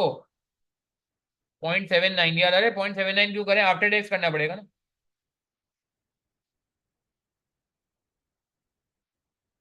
हाँ भाई, याद आ रही है, आफ्टर टैक्स करना पड़ेगा ना। 29, 1% टैक्स रेट था।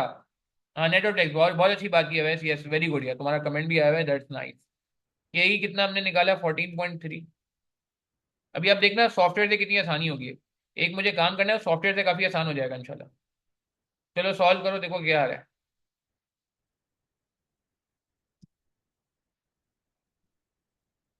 890 इंटू 0.79 इंटू 1.1, ग्रोथ लगाइए।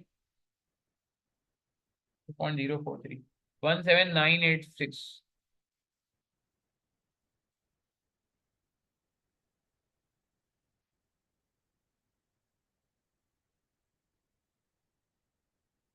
ठीक है जी। और अगर हम ये नहीं यूज करते, ये कितनी आसानी हो रही कॉपी पेस्ट से। सॉफ्टवेयर के फायदे भी हैं, कुछ नुकसान है तो। यूजिंग ग्रोथ रेट की जगह यूजिंग, अभी यहाँ पे आप ये भी कर सकते हैं, एक्सपेक्टेड या एस्टिमेटेड, क्या वर्ड यूज किया हुआ है इसने? फोरकास्टेड। फोरकास्टेड।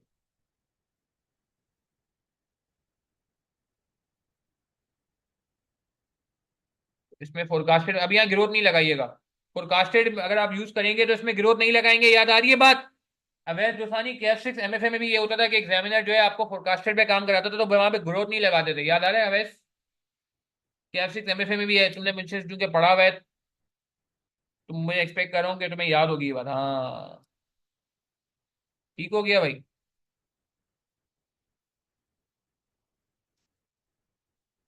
किधर चला गया भाई?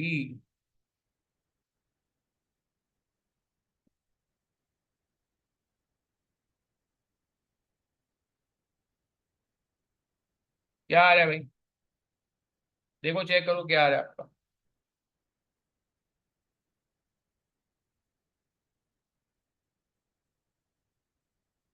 22047।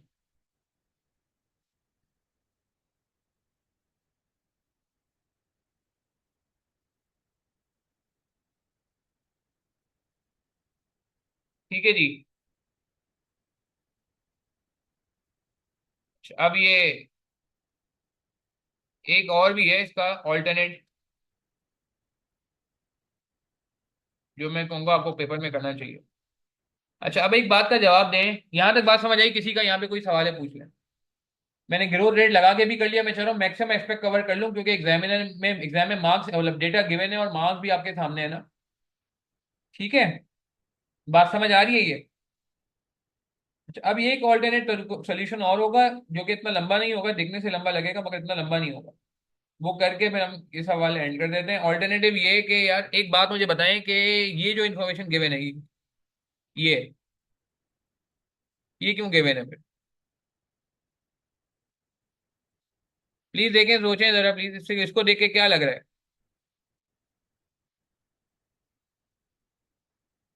अब मैं देखें ये भी तो कर सकता हूँ कि चूंकि ये सेंस, देखिएगा मैं क्या कह रहा हूँ। डिविडेंड वैल्यूएशन मॉडल में मसला ये है कि डिविडेंड गिवन नहीं है ना, डिविडेंड का रेट कहाँ गिवन है? डिविडेंड वैल्यूएशन मॉडल गलत हो जाएगा, रॉन्ग। अरसलान, डिविडेंड का रेट ही नहीं पता, कहाँ लिखा हुआ है कितना रिटेन होता है, कितना डिविडेंड देता है? नहीं नहीं नहीं, ऐसा कोई स्टंट नहीं करेंगे पेपर। अच्छा, मैं बात क्या करने जा रहा हूँ, since since AB is investing in USA,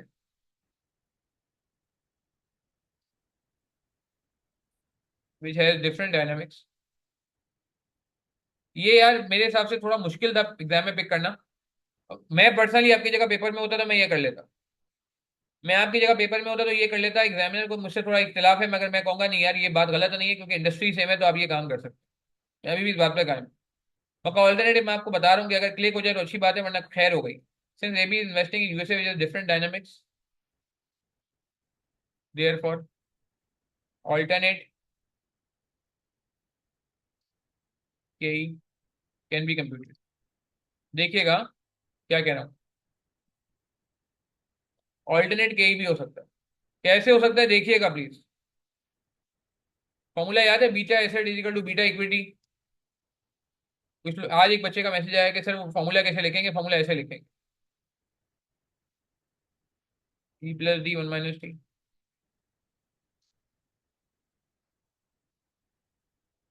ये फॉर्मूला याद आ रहा है आपको? Beta asset equal beta equity into E/E+D1 - T। कि अगर ये उतना अच्छा नहीं लग रहा है तो मैं आपको एक और काम करता हूँ, अब अच्छा लगेगा।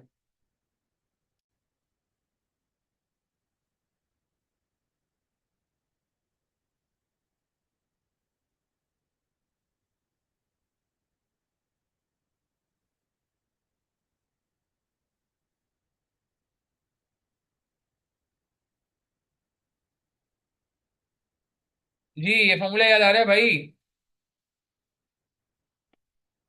तो इस फॉर्मूले से पहले आप क्या करो, जरा गौर से करना कि आप इससे पहले एसिड बीटा निकालो। 1.161। ई कितना है? अनगियर हम अपने फिगर से करेंगे। मतलब मैं ये कहना चाह रहा हूँ कि हम USA का भी काम, ये मुझे थोड़ा सा टेक्निकल लग रहा है पेपर में आइडेंटिफाई करना।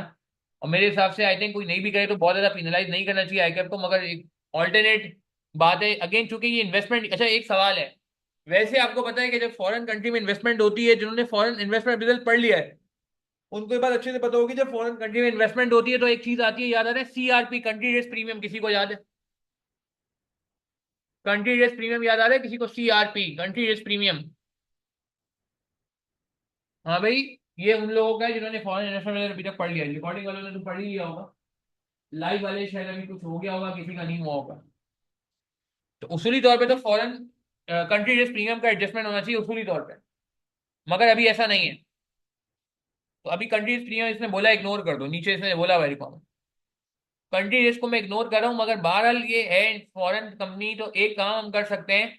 लेकिन थोड़ा मैंने कहा ना, मैं पेपर में होता तो ऊपर वाला करके खामोश हो जाता, मगर एक ऑल्टरनेट जहन में आ रहा है कि हम एक काम करते हैं, बीटा सेट निकालते हैं जरा, चले बीटा सेट निकालते हैं, अनगियर करें हम अपने फिगर से।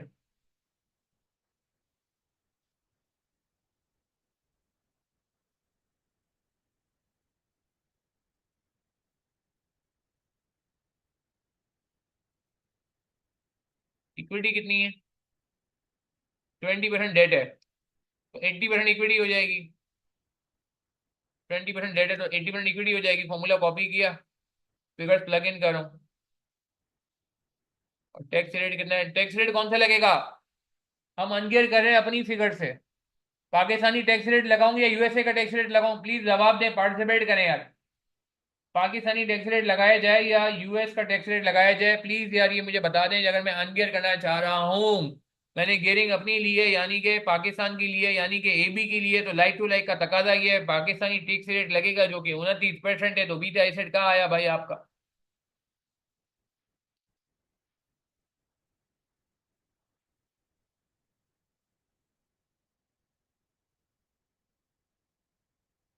कितना है बीटा एसेट? पॉइंट। सही है, मोहम्मद सही कह रहे हैं, अरसलान सही कह रहे हैं, मुइन। अवैध बात समझ आ रही है चंदा? बताओ क्या आ रहा है बीटा एसेट? 0.986। रीगेयर, ये कॉस्मेटिक इंडस्ट्री को रिप्रेजेंट कर।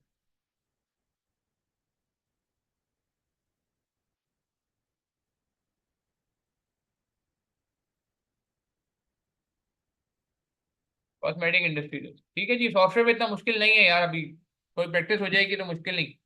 अच्छा, रीगेयर यूजिंग, अब इसको रीगेयर कैसे करें? अपनी फिगर से कर लेंगे तो वहीं पहुंच जाएंगे जहाँ से स्टार्ट किया था, चौरंगी घूम लेंगे।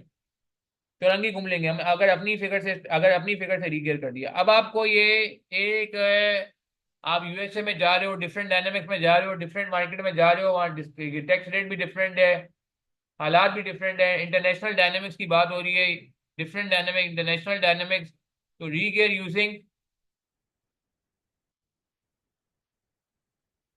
यूजिंग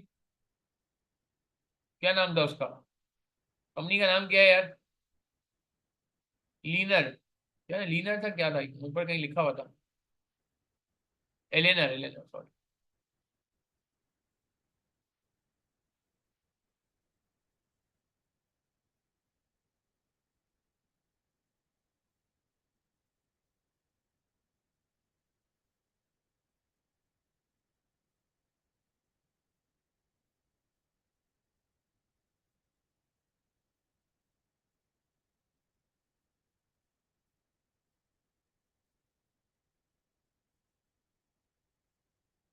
ये थोड़ा सा टेक्निकल पॉइंट है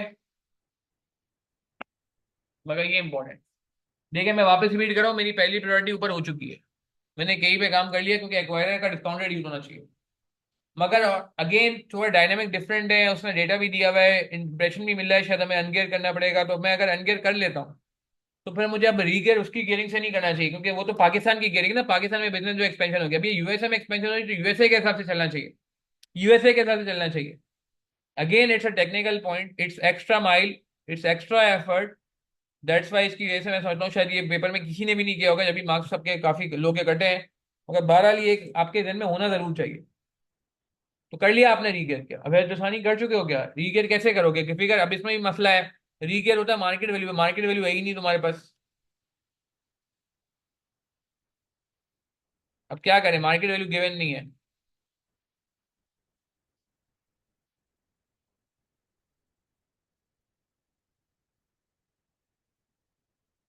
तो क्या करें?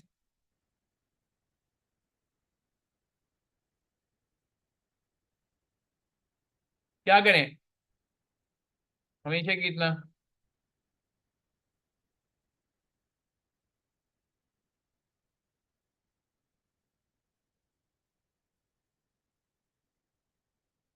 तो ये सवाल में गिवन है, गिवन फिगर्स आपको मेरे ख्याल से। फॉर्मूला आपके सामने। बीटा एसिड की जगह आप डाल दें 0.986। बीटा इक्विटी आपको निकालना है। इक्विटी कितनी है सवाल में देख लें। मैं वापस रिपीट कर रहा हूँ, ये थोड़ा सा यूएस के रिस्क को, फाइनेंशियल रिस्क को इनकॉर्पोरेट करने के लिए, यूएसए के फाइनेंशियल रिस्क को इनकॉर्पोरेट करने के लिए। अपनी जगह अगर हम यूएसए का फाइनेंशियल रिस्क, वहाँ के हालात क्या है, वहाँ का फाइनेंशियल रिस्क क्या होता है उसके लिए। तो डेट 5,000 है, इक्विटी जो है 10,085 है, बुक वैल्यू पे मजबूरन काम करना पड़ा है। अगेन ये थोड़ा एक्स्ट्रा पॉइंट था जो मैं समझता हूँ पेपर में पहुंचना बहुत मुश्किल था मेरे हिसाब से यार, बहुत मुश्किल है, नहीं पकड़ सकते यार। कि डेटा ही नहीं है, आप रुक जाओगे, बोलोगे भाई इतना डेटा नहीं है, टाइम नहीं है मेरे पास। अब चूंकि आप इसको वो कर रहे हो, क्या कहते हैं, रीगियर कर रहे हो, तो रीगियर जो आप करोगे वो इसके इससे करोगे ना, ठीक है ना, रीगियर जो करोगे वो आप इसके टैक्स रेट से करोगे। क्या आ रहा है बीटेक में?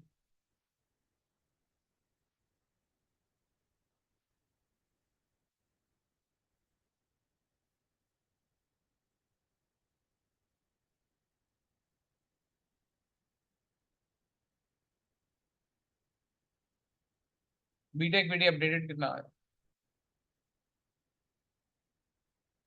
जी जवाब दें।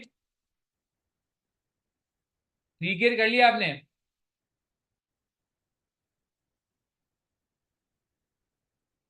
हाँ भाई।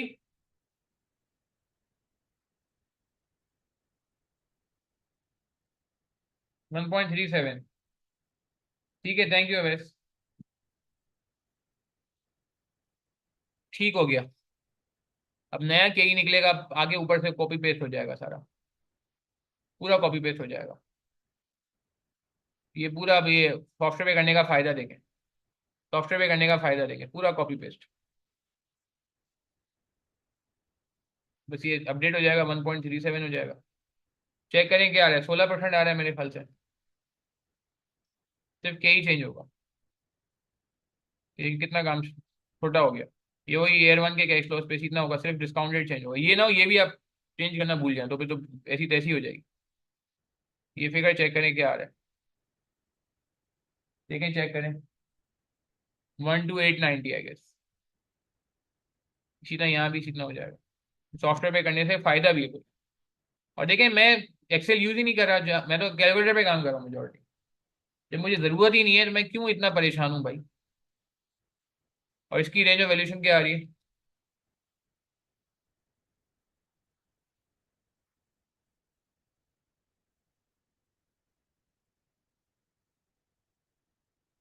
रेंज क्या आ रही है? 15,800 मैक्सिमम आ रहा है, 12,890 आ रहा है। ऊपर क्या आ रहा था? 22,047 आ रहा था, 17,986 आ रहा था। 22,047 मैक्सिमम है और 12,890 मिनिमम।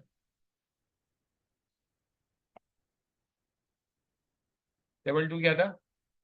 बहुत बड़ा वेरिएशन आ रहा है। क्या कहते हैं 22,047 इन सारी बातों को देखते हुए क्या कहते हैं? इन दी लाइट अब वर्किंग्स क्या लगता है, 20,000 डॉलर की सही है वो?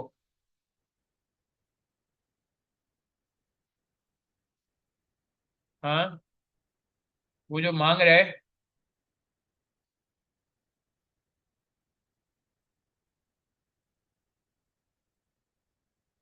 Demanded by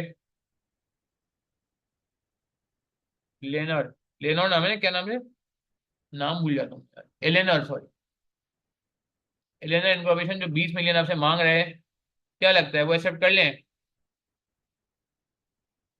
seems to be, seems to B.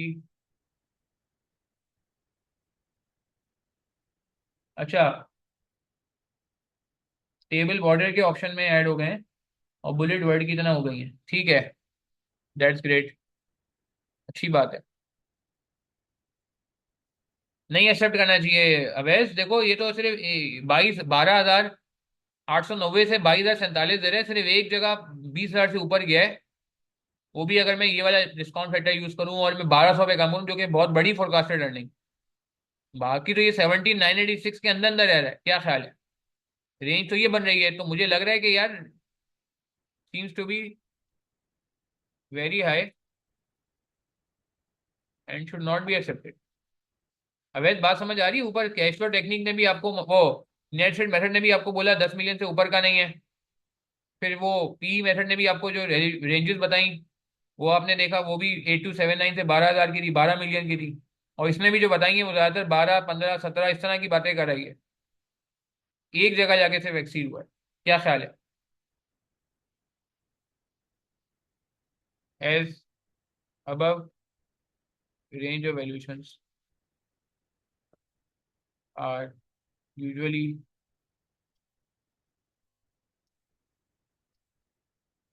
lower than। ठीक है। कैसा था सवाल? ये मजा आया सवाल करके?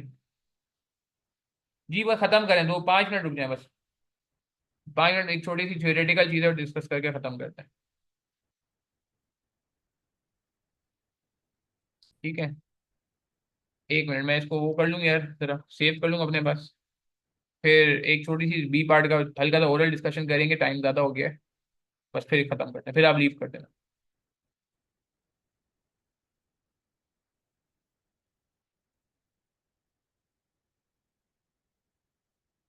1 मिनट, या मैं इसको सेव करना चाहिए, ये इस तरह करना है आप लोगों ने क्रॉप करके।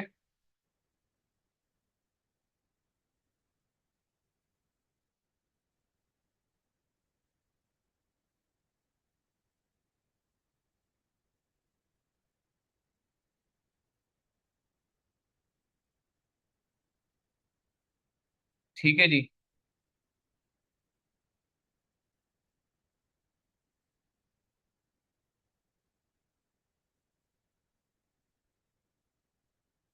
अभी 1 मिनट बस खत्म करते हैं। कॉपी कर लूँ मैं, आपको भी आइडिया हो जाएगा कैसे कॉपी होता है।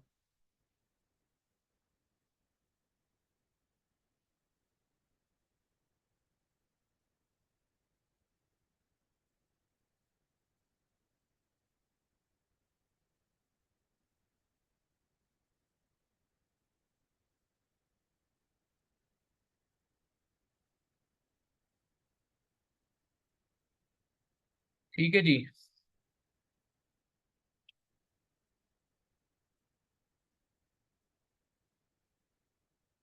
ओ, ओ,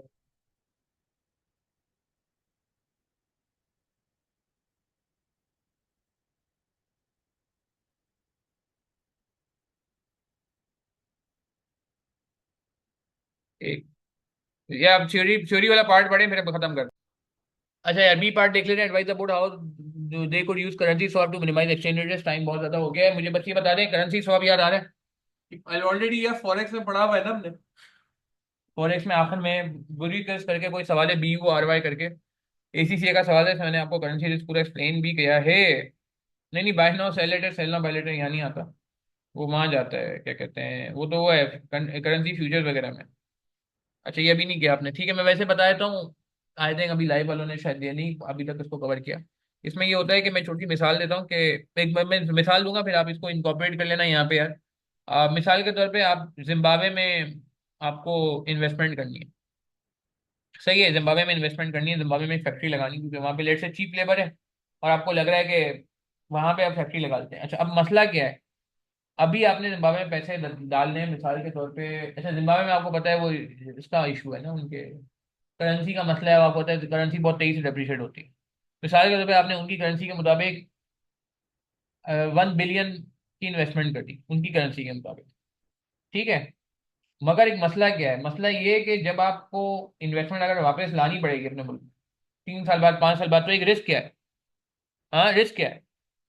एज्यूमिंग आपने प्रॉफिट बस उतना कमा लिया जितना आपको कमाने थे, मगर मेन रिस्क क्या है कि वहां पे इतनी हाइपर इन्फ्लेशन हो चुकी है कि हो सकता है कि जो 1 बिलियन उनकी करेंसी का है, या जिम्बाब्वियन डॉलर है 1 बिलियन, वो हो सकता है कि वो 100, 200, 1000 रुपए के बराबर हो जाए, जो पास में इन्फ्लेशन हुआ था, आपको याद है। पता है आपको ये बात, हाइपर इन्फ्लेशन इतना हुआ था कि बोरों में भर के जो है ना, वो डब्ल्यूटी लेने जाते थे, नोट बोरों में भरते थे, पूरा थैला भर के जाते थे, तो एक डब्ल्यूटी आती थी। मैंने खुद, एक मेरा स्टूडेंट था, समीर नाम था, उसने मुझे एक, ठीक है, उठा के देखे, आई थिंक गूगल पे भी मिल जाएंगे अब तो खैर, 1 मिलियन डॉलर का नोट। ठीक है ना, 1 मिलियन डॉलर का नोट, एक नोट। अब आप सोचो क्या हालत होगी वहां पे, करेंसी की क्या, कागज हो गई ना करेंसी, मतलब ऐसा लग रहा है कागज की भी वैल्यू होती है यार। आप मेरी बात समझ रहे हैं, मैं कहना क्या चाह रहा हूँ कि इतना रद्दी कर दिया था। तो 1 बिलियन जिम्बाब्वियन डॉलर कहने को बहुत बड़ी अमाउंट है, मगर अगर वहां पे हाइपर इन्फ्लेशन हो गया या ज्यादा इन्फ्लेशन हो गया, तो यार पैसे, अब आप आपके मुल्क में ये हालात देख लेना यार, कि कहाँ पे डॉलर पहले कितने का था, 170, 180 पे रुका हुआ था, फिर उसके बाद जो हमारे मुल्क में पॉलिटिकल क्राइसिस आया, तो आपने देखा डॉलर कहाँ तक पहुंच गया। तो coming back to the point, एक तरफ आप क्या करते हो कि यार आपको डर है कि यार मैं पैसे लगाऊंगा तो कल को जब मैं पैसे वापस लेके जाऊंगा अपने मुल्क में, तो उस वक्त तो करेंसी की वैल्यू कम हो चुकी होगी। तो वो क्या करते हैं कि साथ में एक इंटरनेशनल लोन ले लेते हैं। देखिए, ये स्टार्टिंग पॉइंट होता है करेंसी स्वैप का। क्या करते हैं, एक इंटरनेशनल लोन ले लेते हैं। लोन समझते हैं। अब लोन से फायदा क्या होगा, उतना ही लोन ले लें, लेट से 1 बिलियन का ही लोन ले लिया। अब लोन को तो वापस करना पड़ता है ना। तो अब अगर एक तरफ आपका एसेट ज्यादा होगा, तो एसेट की वैल्यू गिरेगी, और से सुनिएगा। यानी कि जो आपने प्लांट लगाया था, जो आपने फैक्ट्री लगाई थी, वो आप जब बेचने जा रहे हैं 3 साल बाद, 4 साल बाद, या वो कैश फ्लोज भी आपको जो मिल रहे हैं वो उसकी वैल्यू गिरे जा रही है, तो दूसरी तरफ आपको नुकसान इसलिए नहीं है कि आपका एक तरफ एसेट अगर डेप्रिशिएट हो रहा है, डेप्रिशिएट नहीं कहना चाहिए, डी वैल्यू हो रहा है, तो आपकी लाइबिलिटी भी तो डी वैल्यू हो जाएगी नहीं, उसी कंट्री की लाइबिलिटी भी तो डी वैल्यू हो जाएगी। ये बहुत आसान है, यूनिलीवर पाकिस्तान में उसने पैसे लगाए हुए हैं, तो यूनिलीवर अगर पाकिस्तान में लोन भी ले ले, तो एक तरफ उसका ये होगा कि पाकिस्तान में जो एसेट रखा हुआ है, खुदा ना खास्ता अगर हाइपर इन्फ्लेशन होता है तो वो उसकी वैल्यू कम हो जाएगी, मगर दूसरी तरफ उसका जो लोन होगा लाइबिलिटी की, उसकी भी वैल्यू भी तो कम हो जाएगी। मिसाल के तौर पर उसने 1 अरब रुपए का लोन ले लिया, पाकिस्तान में डॉलर बढ़ेगा, अगर डॉलर महंगा हो गया, खुदा ना खास्ता और महंगा हो गया, तो उसकी लाइबिलिटी तो value in term of dollar कम नहीं हो जाएगी।